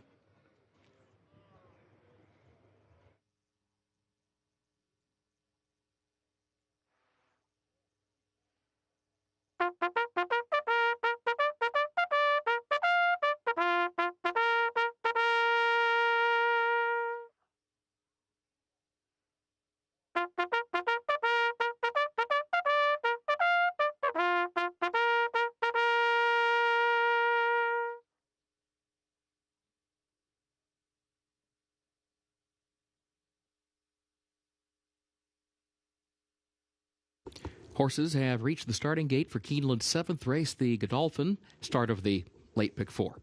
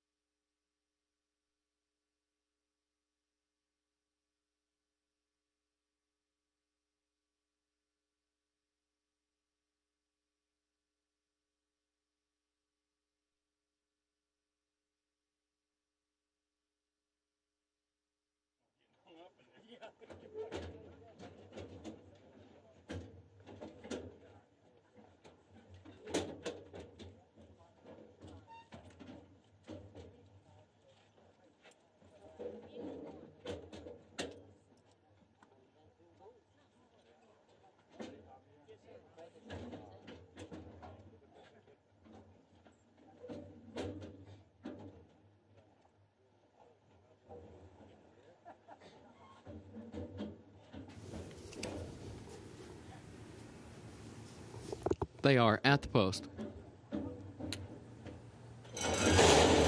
And they're off. There goes Tizara, bounds right out for the lead. Latest version, Delta's Kingdom up to the far outside, also with early speed. And there goes Delta's Kingdom. Now striding forward, Tizara, stubborn though down toward the inside with that advantage. So those two going to hook up early as they move on to that far turn for the first time. Then Romantic Pursuit out toward the center of the course is followed by Kettle Valley, who's there in between horses. Latest version moves up a spot and now takes third down to the inside of Kettle Valley in fourth. Romantic Pursuit wide in fifth at the top of the stretch for the first time. Gap of 3 to Joy of Treasure sixth. Iliadi is in seventh. Tweedy Show is eighth, and Cambaliza is last of the 9. Tizara, the gray, has the lead by just a half length, and Delta's Kingdom is right there in second position. Latest version moves up a closer third down toward the inside. Got Kettle Valley right alongside of her, and Romantic Pursuit stacks up to their outside, followed by Tweedy Show, then Iliadi, as they move back toward the turn. It was 49.4 for that opening half mile. At this point, Campbell-Liza's unhurried there at the back. Tizara continues to show the way, moving to the second of three turns. Delta's Kingdom, the closest pursuer. Latest version still tucked away in third ahead. Romantic Pursuit is right there on the outside in fourth. Kettle Valley is fifth. Iliadi sixth to the inside, 5 lengths off the lead. Joy of Treasure to her outside. Tweety Show and Campbell-Liza at the back as they make their way to the backstretch once again. Tizara continues to lead only by a neck. Delta's Kingdom has been right there with her since the start, second a length and a half. Romantic Pursuit is still third to the far outside. Kettle Valley is still between horses. Latest Version has been shuffled around up to third, back to fifth, now back up to fourth, just over 2 lengths from the front as they head for the far turn. Joy of Treasure comes next. Iliadi, trying to find running room, has gotten off the rail, still hasn't gotten in the clear, though is still between horses. Tweety Show and then Campbell-Liza as they move on to the final turn. Tizara, the leader, a half length. Delta's Kingdom is second, a length and a half. Latest Version, then Romantic Pursuit up on the outside in fourth, who's still 2 lengths off the lead, followed by Kettle Valley, Joy of Treasure. Iliadi still 9 lengths from the lead. Tweety Show moves by to her inside. Campbell-Liza last. Here's Delta's Kingdom, again challenging Tizara, and Romantic Pursuit third. Delta's Kingdom to the lead. Romantic Pursuit goes to second. Iliadi trying to start a late run toward the outside. Tweety Show runs late toward the rail. Iliadi coming after Delta's Kingdom, Romantic Pursuit, and then Campbell-Liza from far back. Iliadi, Campbell-Liza running on. Iliadi to the lead. Iliadi wins it by a neck over Campbell-Liza.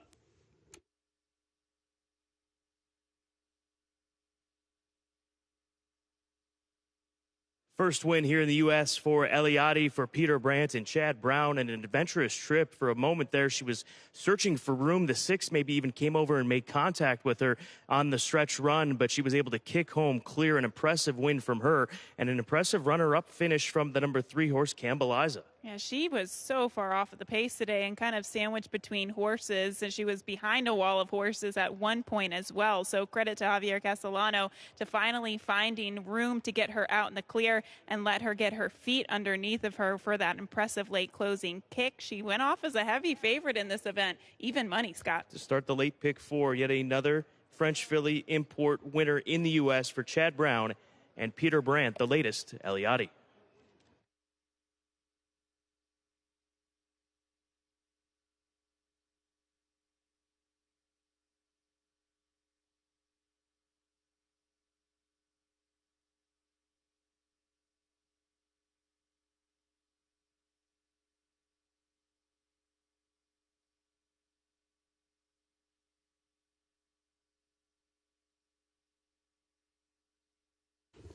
Unofficial results of Keeneland's 7th race. 1, Iliadi was first. 3, Campbell-Liza was second. 8, Delta's Kingdom third. 2, Tweety Show was fourth. And 9, Romantic Pursuit fifth. 13829, unofficial.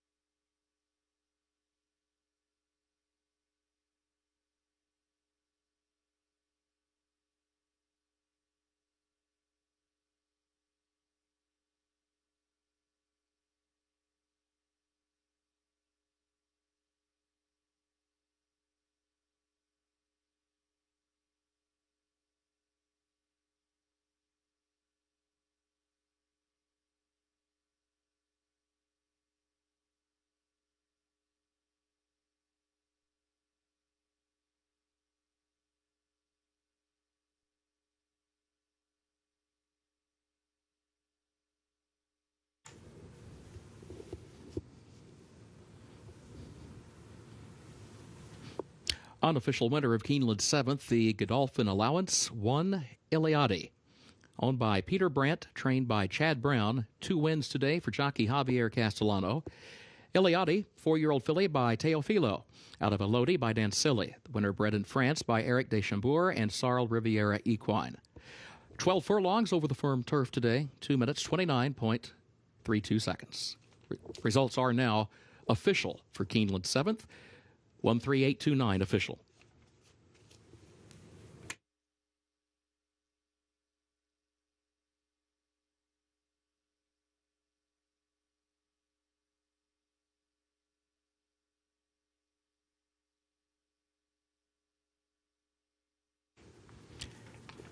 Keeneland's 8th race upcoming. Double and pick 3 wagering starts the last of the day's rolling pick 3s. Carryover for the Super High 5 jackpot, $8,021. Scratch 1, Cool Celeste. Also scratch 12, Black Magic Woman. Overweight, the 10, Hero of Love, the jockey, 1 pound over. A reminder, race 8 will finish in the short stretch at the first wire. Featured 9th race, scratch the 2, Title Ready.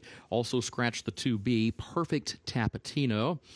And scratch the 8, Jassican. 10th and final race, scratch 6, Twirling Wildcat.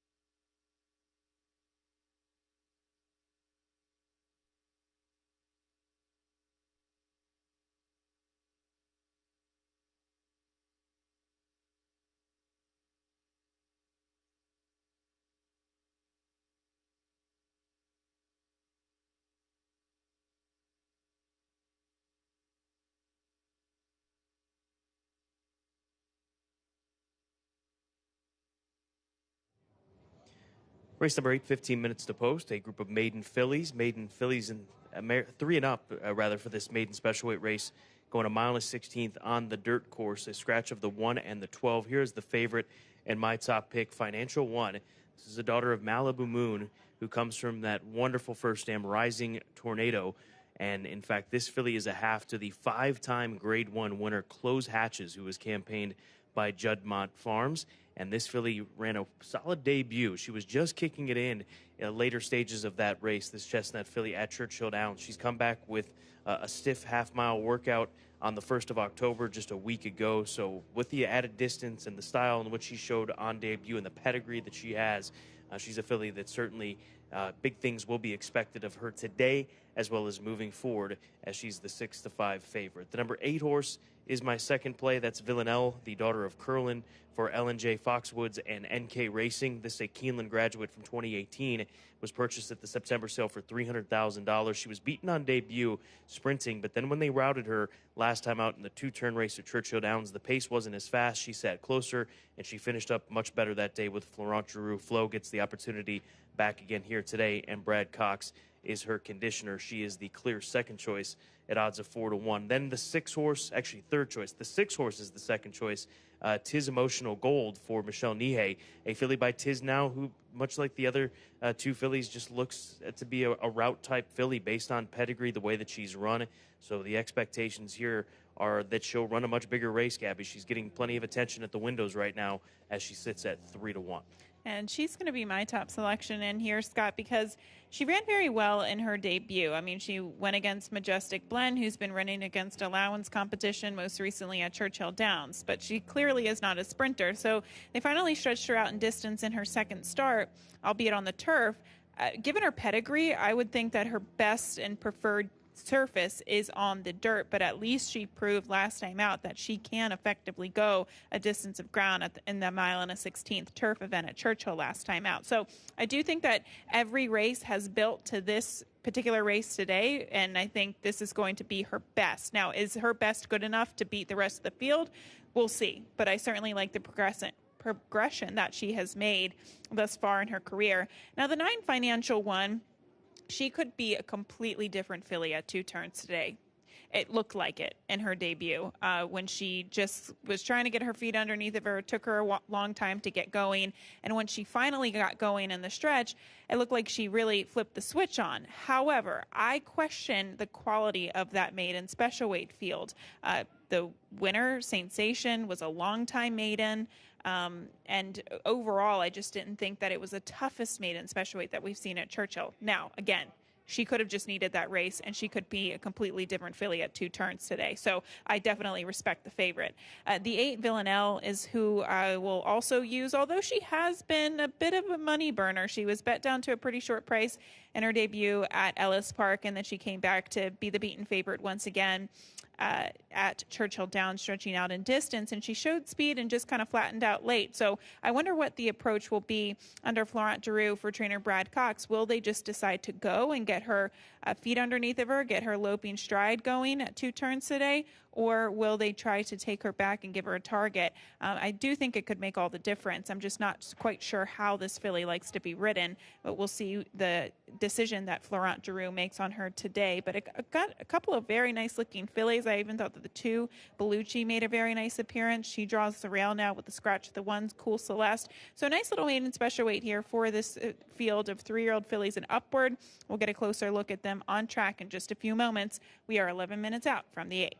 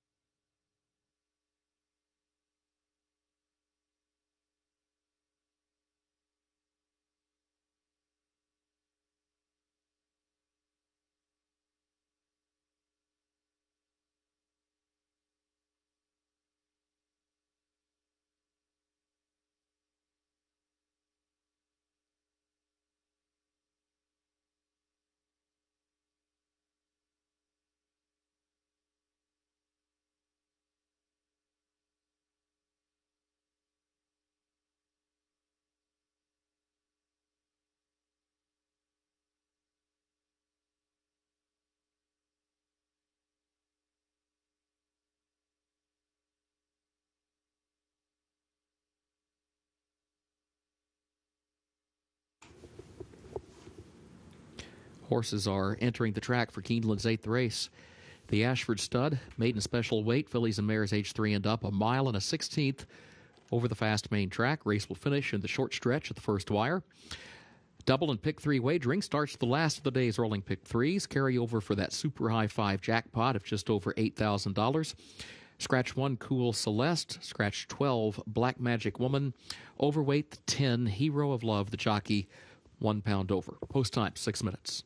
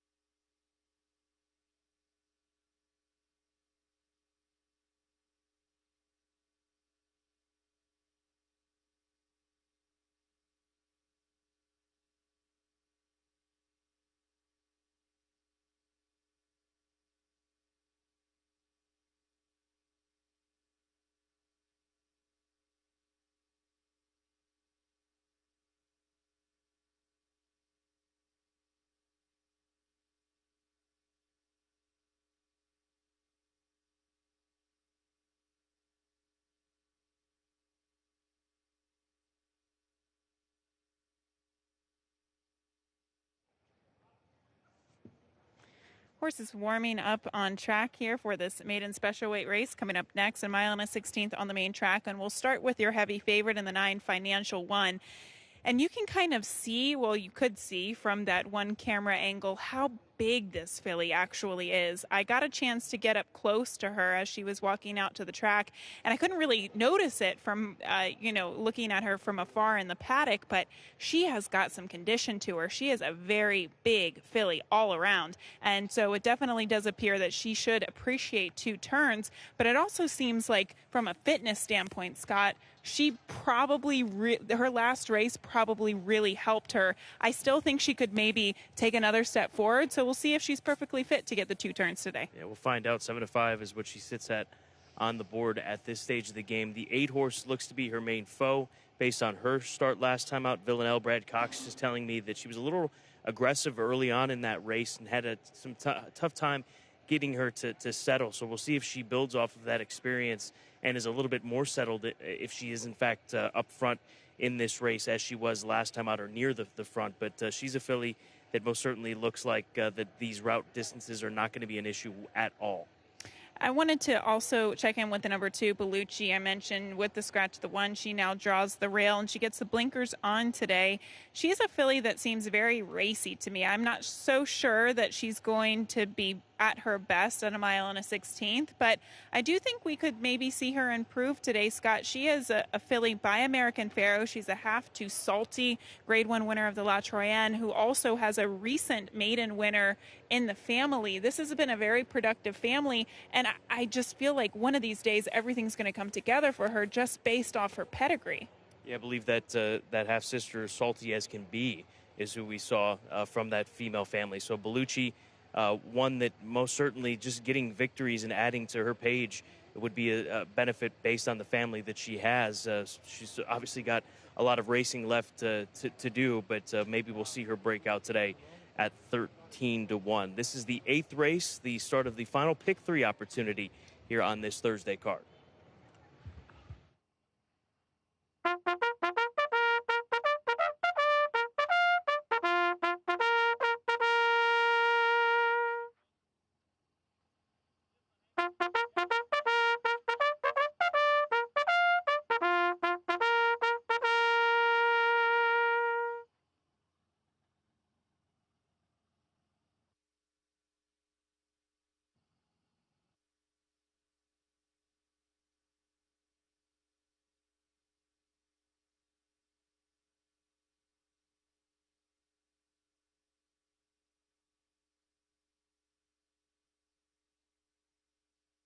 The horses have reached the starting gate for Keeneland's 8th race, the Ashford Stud.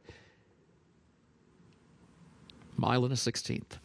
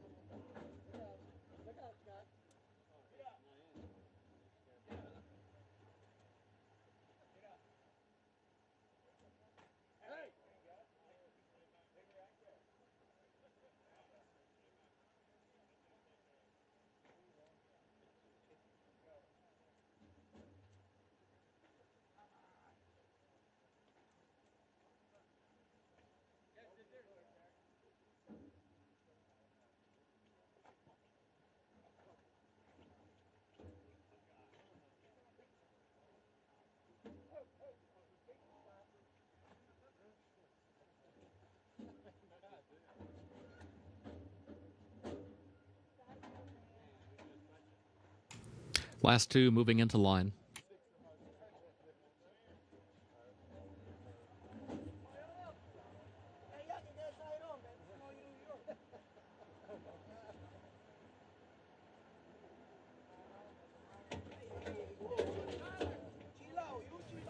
First wire, they are at the post.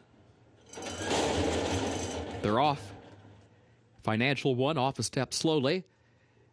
There goes Bellucci, pretty keen to go out for the early lead. Here come just a host of pursuers. Best Intentions wants the lead now. One lane off the rail, moves up. It has plenty of company as well because Eclectic Soul is there. Villanelle is there. Still a three-wide battle for the lead into the first turn. Eclectic Soul between horses has the lead by a neck. Best Intentions right there fighting on here early and regains the lead by a head heading off the first turn. Villanelle going to back off that front pair but caught wide heading onto the backstretch in third by just a neck. Powder River fourth down toward the inside. And then comes Tis Emotional Gold right between horses, carefully trying to move toward the outside. Got to be careful because Sovereign Appeal is there to her outside in the center of the track, 5 lengths from the lead. Chocolate Swirl further back between horses is in the 7th position, followed by Bellucci to the inside 8th, Hero of Love in 9th, and Financial One is 10th and last. The opening quarter went in 23.87. It was 48.82 for the opening half mile, 10 lengths front to back. Financial One's going to have to go about 5 wide from last around the far turn. Back up front, here's Villanelle, Eclectic Soul, outside of Best Intentions. And suddenly Sovereign Appeal is on the scene in fourth, and Financial One just tries to sustain this rally. Still very wide coming off the far turn, has worked all the way up into third, 2 lengths off the lead, 1 length off the lead, already past the quarter pole, top of the short stretch. Financial One coming after Villanelle, Sovereign Appeal, and between that pair, Powder River in fourth. Villanelle has the lead by a head. Sovereign Appeal fights on, then a gap of 5 back to Powder River. Financial One has backed up to fourth, down to the line. Villanelle wins it by a neck over Sovereign Appeal on second. Then it was Powder River third. Huge effort from Financial One, but she does come home in fourth. 'Tis Emotional Gold fifth. Villanelle puts it all together here today in her third start to pick up career win number 1, the daughter of Keeneland, the Keeneland graduate from September 2018 for $300,000. Outlasts the competition and gets this victory here in race 8. And Sovereign Appeal was pretty game on the outside too, but Villanelle wound up being just a little bit better. I think those 2 races underneath of her belt certainly helped her. She was a favorite in those last 2, and if you stuck with her today, Scott, not a bad price at 5-2.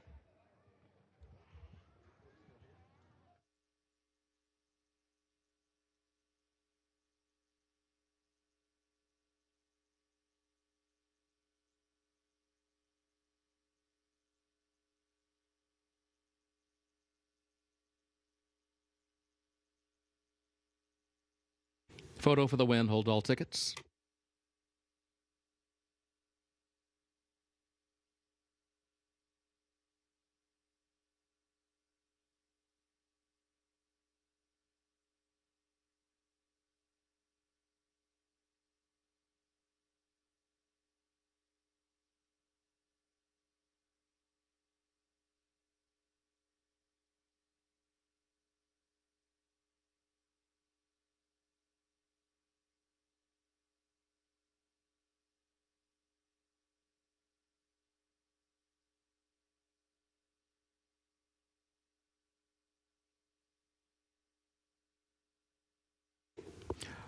Unofficial results of Keeneland's 8th race.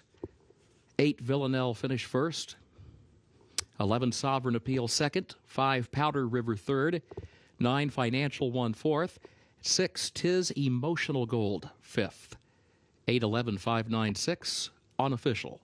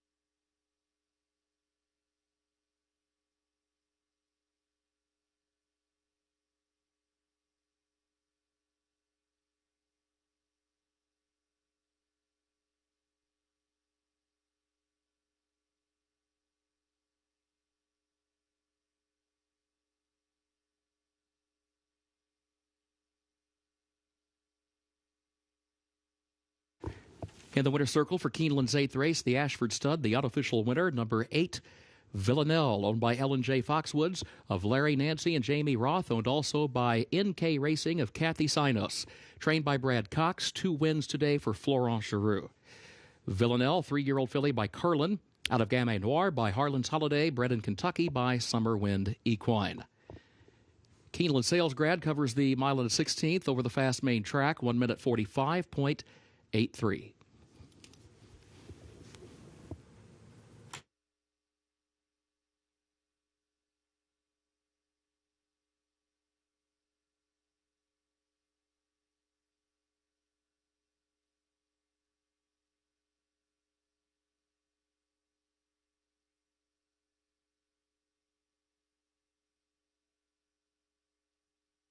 Race 8, results official. 8-11-5-9-6, the official results for Keeneland's 8th race.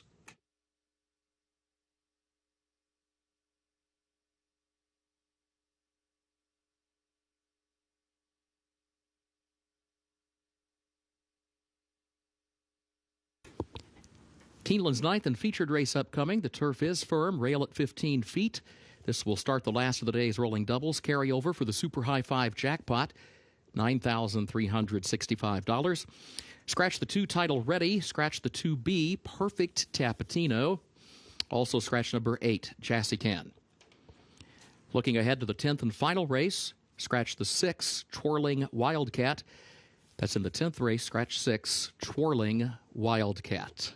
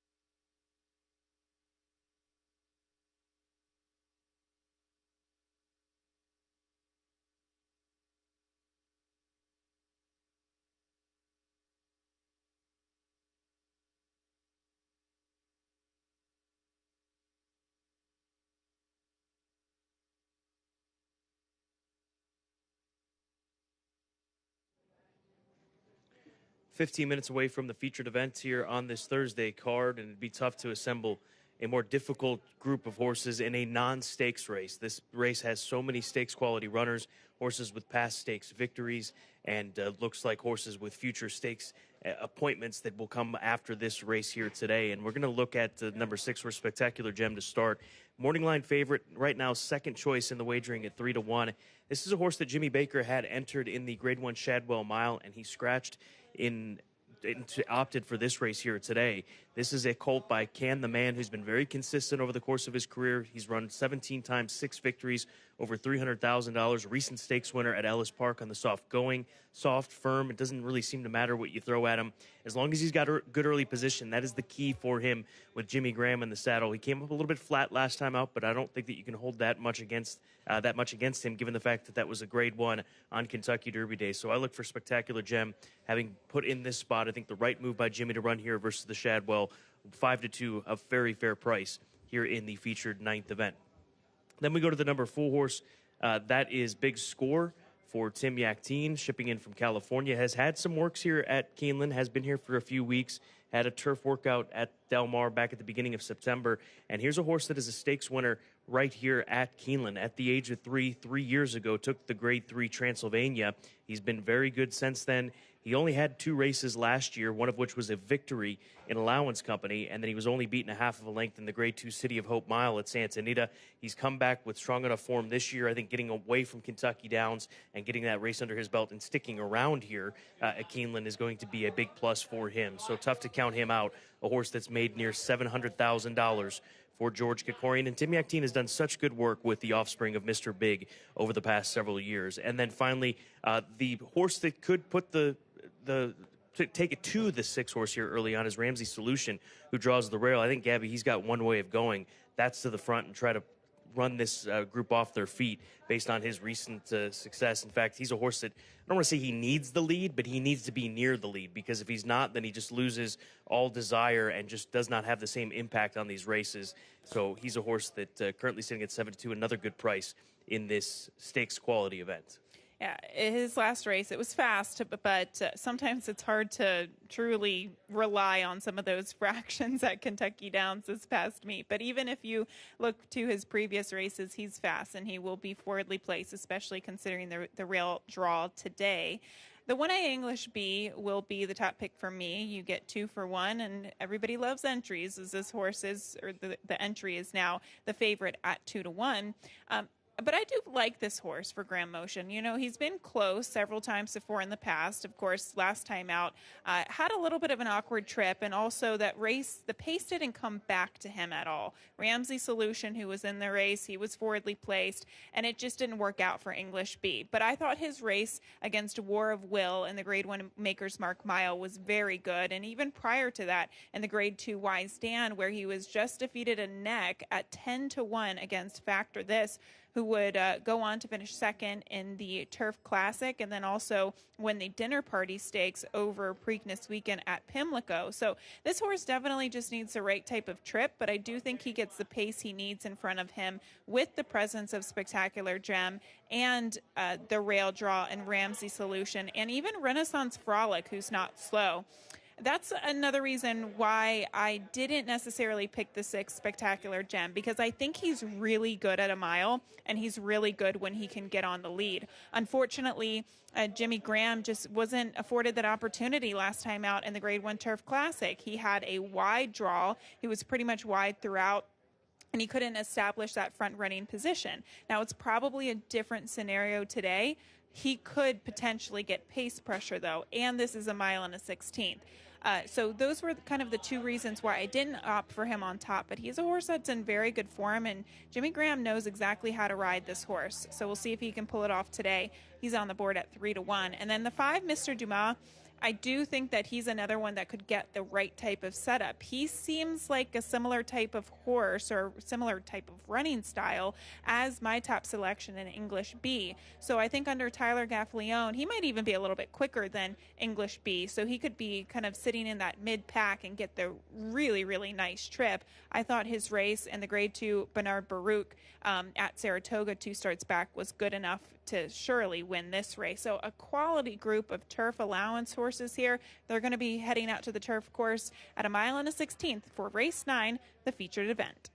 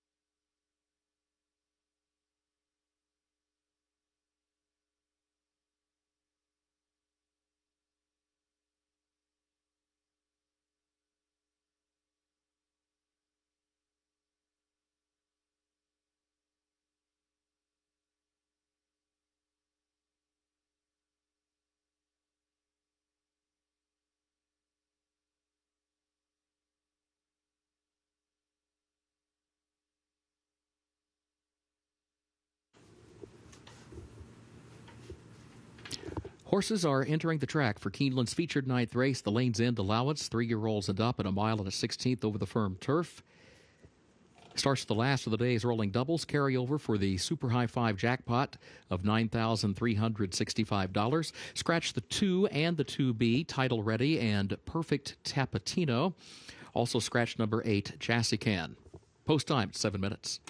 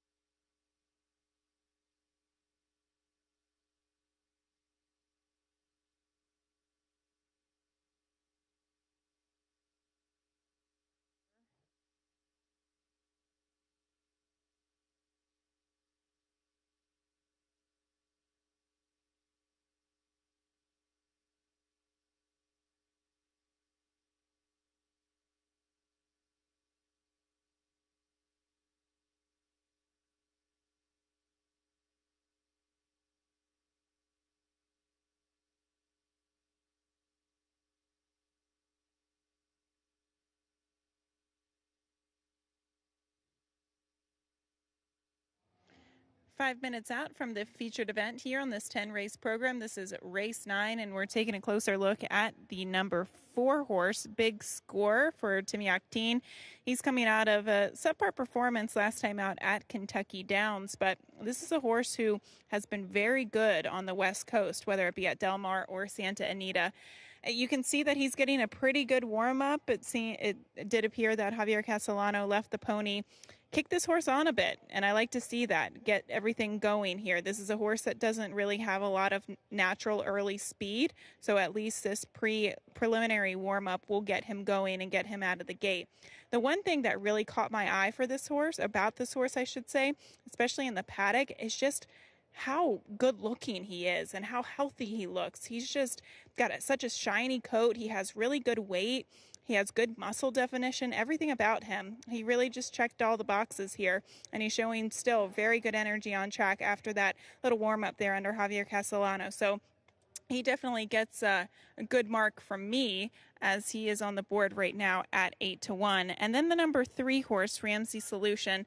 This is a horse who does have a lot of speed. Now, he has not left the pony yet in his warm-ups, but naturally I think he's going to find himself in that position under Gerardo Corrales. The 7 horse Renaissance Frolic did get a good warm-up. I think the approach will be to go with him. But I know Scott Hazelton just spoke to Wesley Ward a moment ago with regard to the 3 Ramsey Solution. And Scott, did he mention anything about what the strategy will be for this horse today? I think there's one way of going for him, and that's to the front, because he even told me in this interview that we just had was the fact that this horse was feeling so good this morning that they had to train him because to try to take the edge off. So I think that's a good sign in hearing that on race day you had to take the horse out and get a little bit of that energy out, and you can see that he's feeling good out there on the track. So at 3-1, I think he's a serious danger in here. I'm guessing that's why he's not leaving the pony. He might be so. A little bit scared to do that. All right, well, we are 3 minutes out from the featured race, a very nice handicapping race here right now. The favorite is the entry at 2-1. Good luck.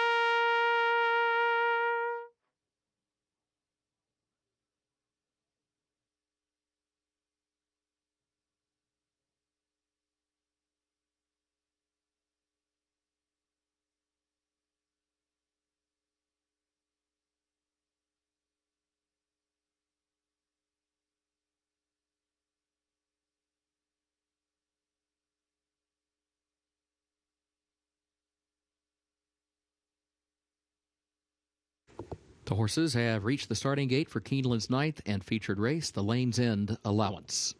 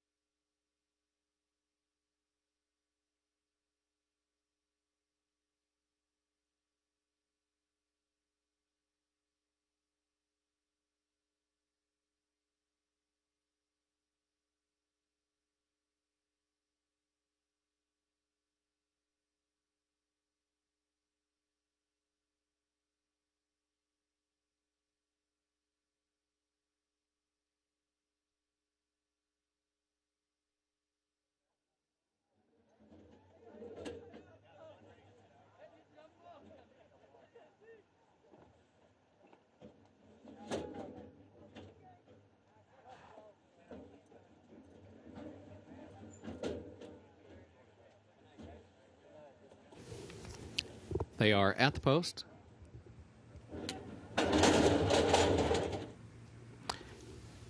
American Tattoo bursting through the gate door, unseating the rider.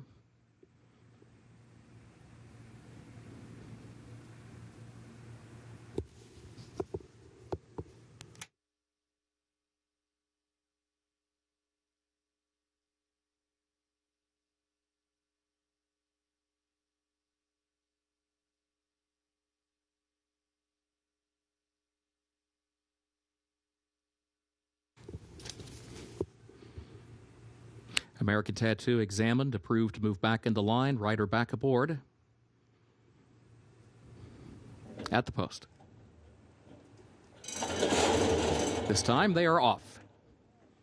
There goes American Tattoo, out running for the early lead. Renaissance Frolic, Spectacular Gem have early speed. Here's Renaissance Frolic moving up on the far outside, moves by and takes the lead by a length from Spectacular Gem, heading for the first turn. American Tattoo going to drop back to the inside in third. Mr. Dumas alongside that one in fourth. Ramsey Solution fifth. English B is in sixth. Big Score is seventh and hugging the rail around the first turn. Monarch's Glen is last of the eight. Meanwhile, Renaissance Frolic has opened up on the lead by nearly 4 lengths. The opening quarter, 22.45 seconds. Renaissance Frolic, the leader by 4, heading up the backstretch. Spectacular Gem is second by 2. American Tattoo third ahead, and Mr. Dumas comes next. Then Ramsey Solution fifth between horses. Monarch's Glen a wide sixth up the backstretch. English B is next to last, and Big Score is the trailer down toward the inside. The first half mile in 46.34 seconds. Renaissance Frolic, the leader, still leads by 3.5 lengths to the far turn. Spectacular Gem is second, a half length. Monarch's Glen is now challenging for second up on the outside. And now Spectacular Gem starts to pick up the chase. Both Spectacular Gem and Monarch's Glen trying to chase down Renaissance Frolic.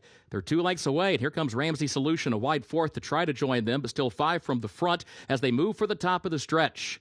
Quarter mile to come. Renaissance Frolic, the leader, a length and a half. Spectacular Gem takes to the outside. Ramsey Solution is third. Mr. Dumas is fourth. English B is a wide fifth. Big Score is 6 down toward the inside. Mr. Dumas is striding forward for the lead from Spectacular Gem. Ramsey Solution third. Big Score fourth. No catching Mr. Dumas. Mr. Dumas, Tyler Gaffalione to win the feature. It was Big Score who came charging up the inside to grab second.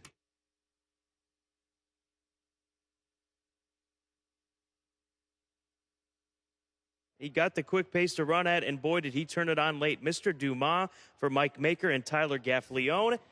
We've said that a few times this week. Yeah, they won a lot of races at Kentucky Downs, Scott, and it clearly is spilling onto the Keeneland fall meet here. And this horse was just much the best. Once he got out in the clear, he created that separation from the second place finisher. But a good runner-up performance, I thought, from the 4 Big Score to rally up the rail today. At 7-1, he ends up finishing second, 5-4-6-3-1A. The top 5 in the feature led by Mr. Dumas.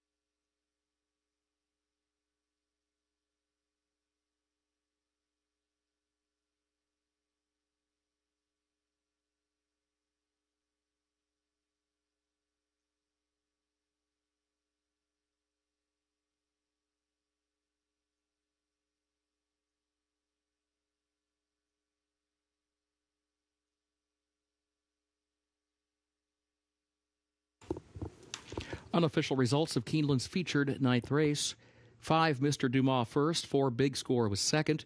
6, Spectacular Gem third. 3, Ramsey Solution fourth. 1A, English B fifth. 5-4-6-3-1A, unofficial.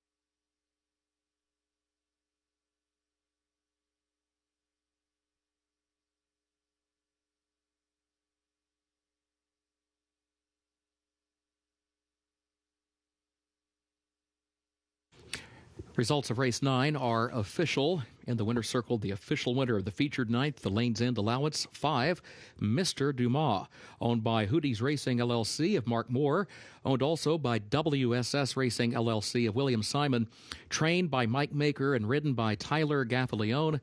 2 wins for that trainer-jockey combination, 3 wins overall for trainer Mike Maker on the day. Mr. Dumas, a 4-year-old son of Majestic Perfection out of Ready Love by More Than Ready, bred in Kentucky by Ram Spring Farm. Keeneland sales grad covers the mile and a 16th in 1 minute 40.5 seconds. 5-4-6-3-1A, the official results for Keeneland's featured ninth.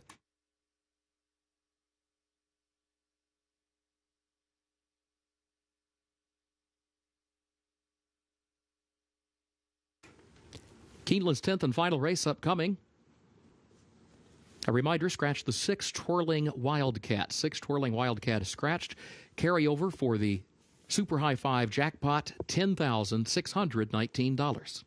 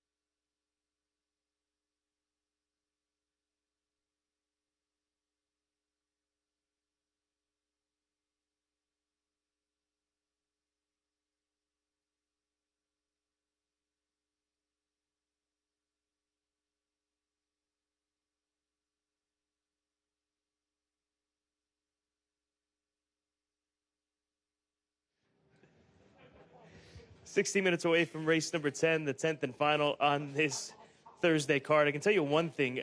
We're hoping that we got the winner in this nightcap, Gabby, but I can tell you we do have the winner tomorrow in the nightcap because Wayne Catalano right. has told us he's winning the last tomorrow with Ocean Breeze. And he told us yesterday that he was going to win at least one today, so he's a man of his word. He is. And so he's got the winner tomorrow night, so we'll hold that to him tomorrow. The nightcap, as they say. The nightcap, as the kids call it. As we bring you there to She's Happy. She is the current favorite, and this is a filly that ran well on debut for Nick Zito and James McInvale, daughter of Run Happy, adding blinkers. Her numbers stack up as far as the best in this race and just simply suggest that all she has to do is get back to that sprint debut that we saw from her at Saratoga. Obviously, a lot lesser competition than what she saw that day back at the beginning of September. They brought her back in 20 days off of that race, and they bring her back quick again. So she's had a lot of races thrown at her. Certainly fitness cannot be held against her or lack thereof. So She's Happy is the one to beat based on her races against much tougher and the drop that she takes today. Spy a Star, the 9 for Ben Colebrook. She dropped last time out, showed improvement in a race over at Churchill Downs. She has the outside draw. She's one that should be up in the mix in this sprint race. You've got to consider her amongst the favorites, as many are, as she sits at 7-2 right now on the tote board. And then finally, Ambitiously Placed is being put in the right spot here today. I like the cutback in distance more than anything. You see the speed that she showed in those 1 mile races and even the 5/8 sprint, and that was against Maiden Special Weight Company. She shows up for 40 here today. You've got to think that she's going to put together a strong effort. And adding blinkers, maybe that'll keep her going a little bit longer. Scott, I too landed on the 2. She's Happy. I originally liked the 6 Twirling Wildcat, so I did scratch into her. But I think the blinker should help, and I like the fact that she does cut back in distance. And you're right. If she can run the same way or the same speed figure that she ran in her debut at 7 furlongs at Saratoga, that could certainly put her in the winner's circle. This is an aggressive move, dropping her down to that $40,000 level. And she does appear to be the best, at least off of the horses who have previously had starts. Now, the 9, Spy a Star, I'll be using her in second as well. She faced $50,000 competition, a good third last time out. So those two, I feel like, will build to her fitness to be able to get that 6.5 furlongs today. And she seems like a logical horse in here for trainer Ben Colebrook. And then finally, the 5, Essa Gerare, for Ian Wilkes, is a first-time starter by Exaggerator out of Lake Como. And I just kind of thought that the work tab was interesting. I know Ian Wilkes usually doesn't fire with his first-time starters, but I do think that she is an attractive-looking filly there in the paddock and maybe one to use in the top 3 at a nice price at 12-1. But for me and Scott, it's the 2. She's Happy, and as well as the betting public at 5-2. We're 13 minutes out as the field is saddled up for the 10th and final race on this Thursday afternoon.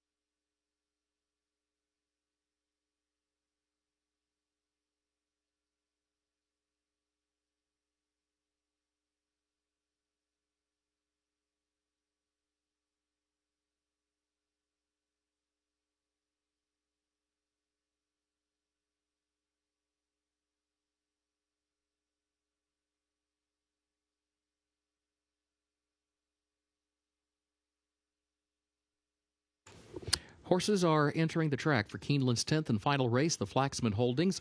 Maiden claiming race for 2-year-old fillies at 6.5 furlongs over the fast main track. The claiming price, $40,000. Carryover for the Super High 5 jackpot, $10,619. Scratch the 6 Twirling Wildcat. Number 6 is scratched. Post time at 8 minutes.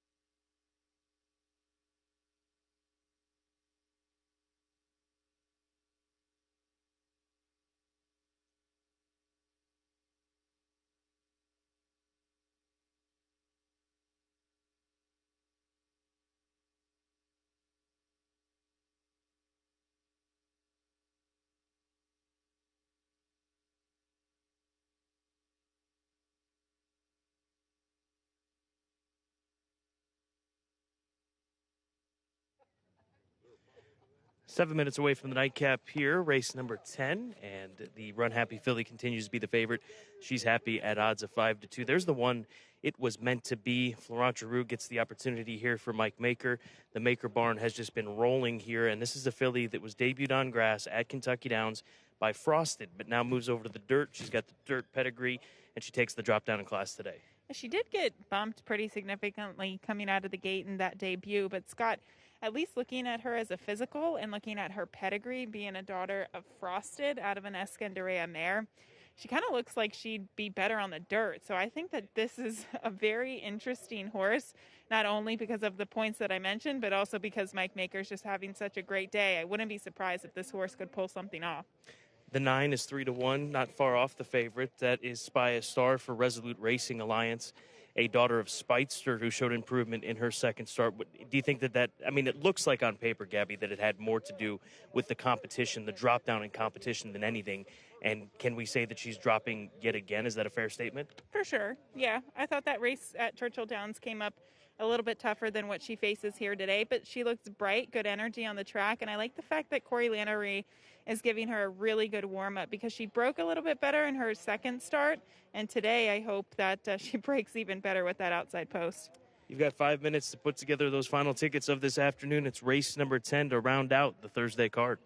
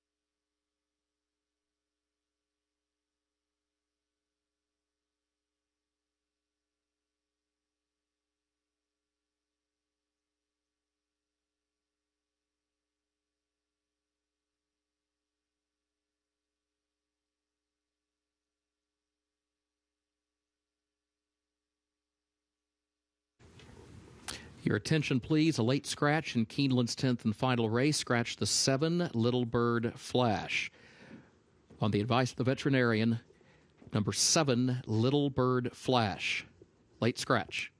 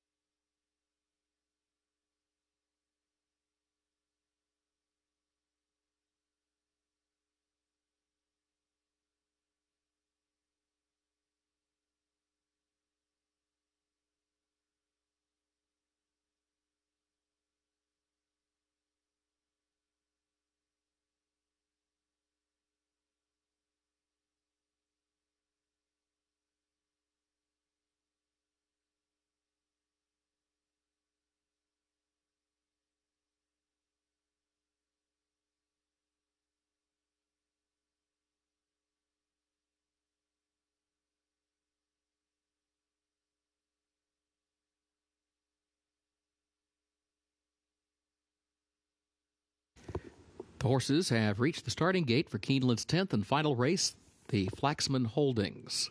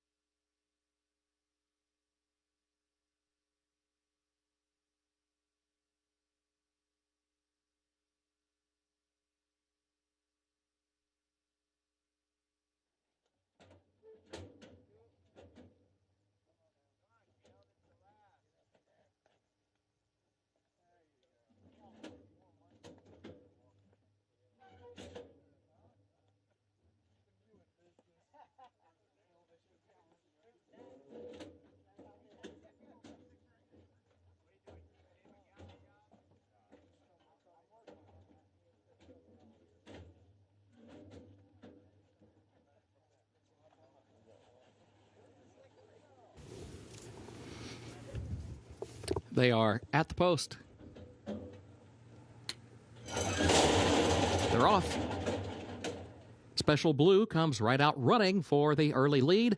but it was meant to be, has speed. It's quicker down to the inside. It was meant to be, goes to the front now, and ambitiously placed is forwardly placed in second. Gap of 3 to She's Happy, who moves up in third. Special Blue broke sharply, but now drops back to mid-pack in fourth. 1 lane off the rail. Dance On Over, fifth to the inside of that one. Asa Gerare is sixth in between horses. Spy a Star is in seventh. Izzy On Point is last. It was 22.84 for the opening quarter.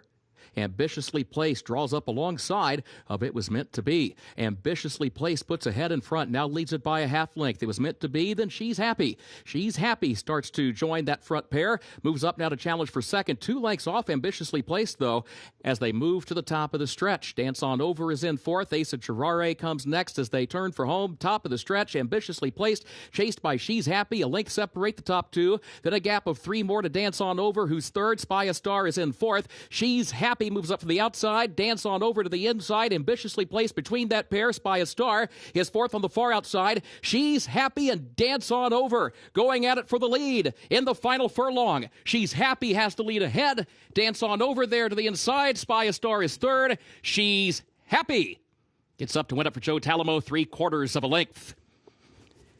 Dance On Over settled for second.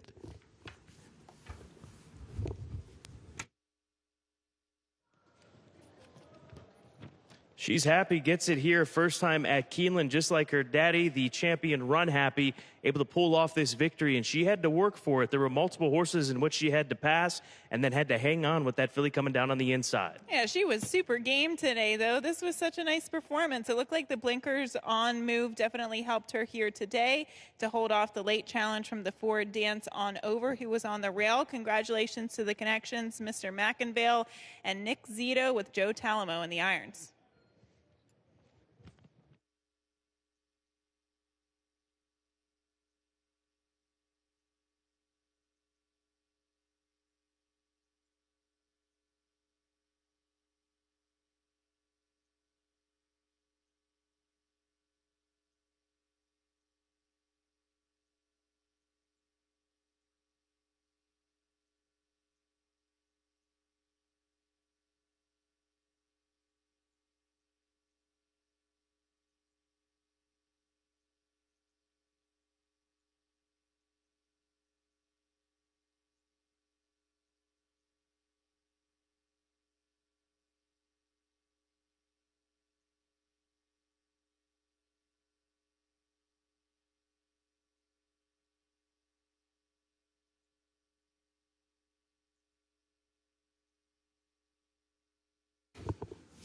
Unofficial results of Keeneland's 10th race. 2 She's Happy was first. 4 Dance On Over was second. 9 Spy a Star third.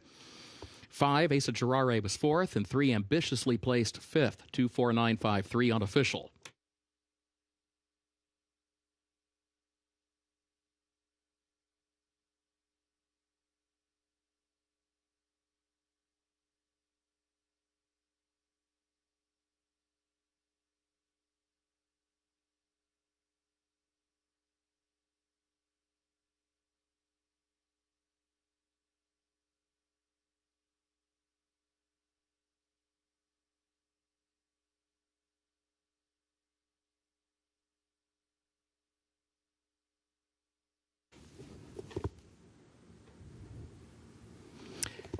In the winner's circle for Keeneland's 10th race, the unofficial winner of the Flaxman Holdings, 2 She's Happy, owned by Jim Mackingvale, trained by Nick Zito, Joe Talamo, the jockey.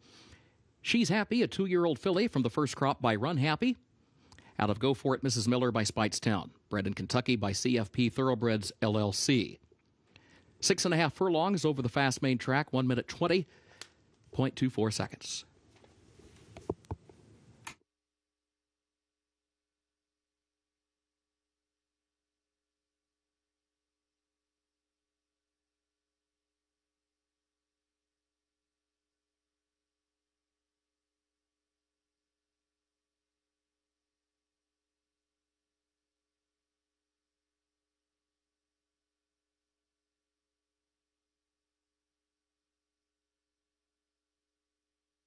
The 10th race results official, 24953. The official results for Keeneland's 10th.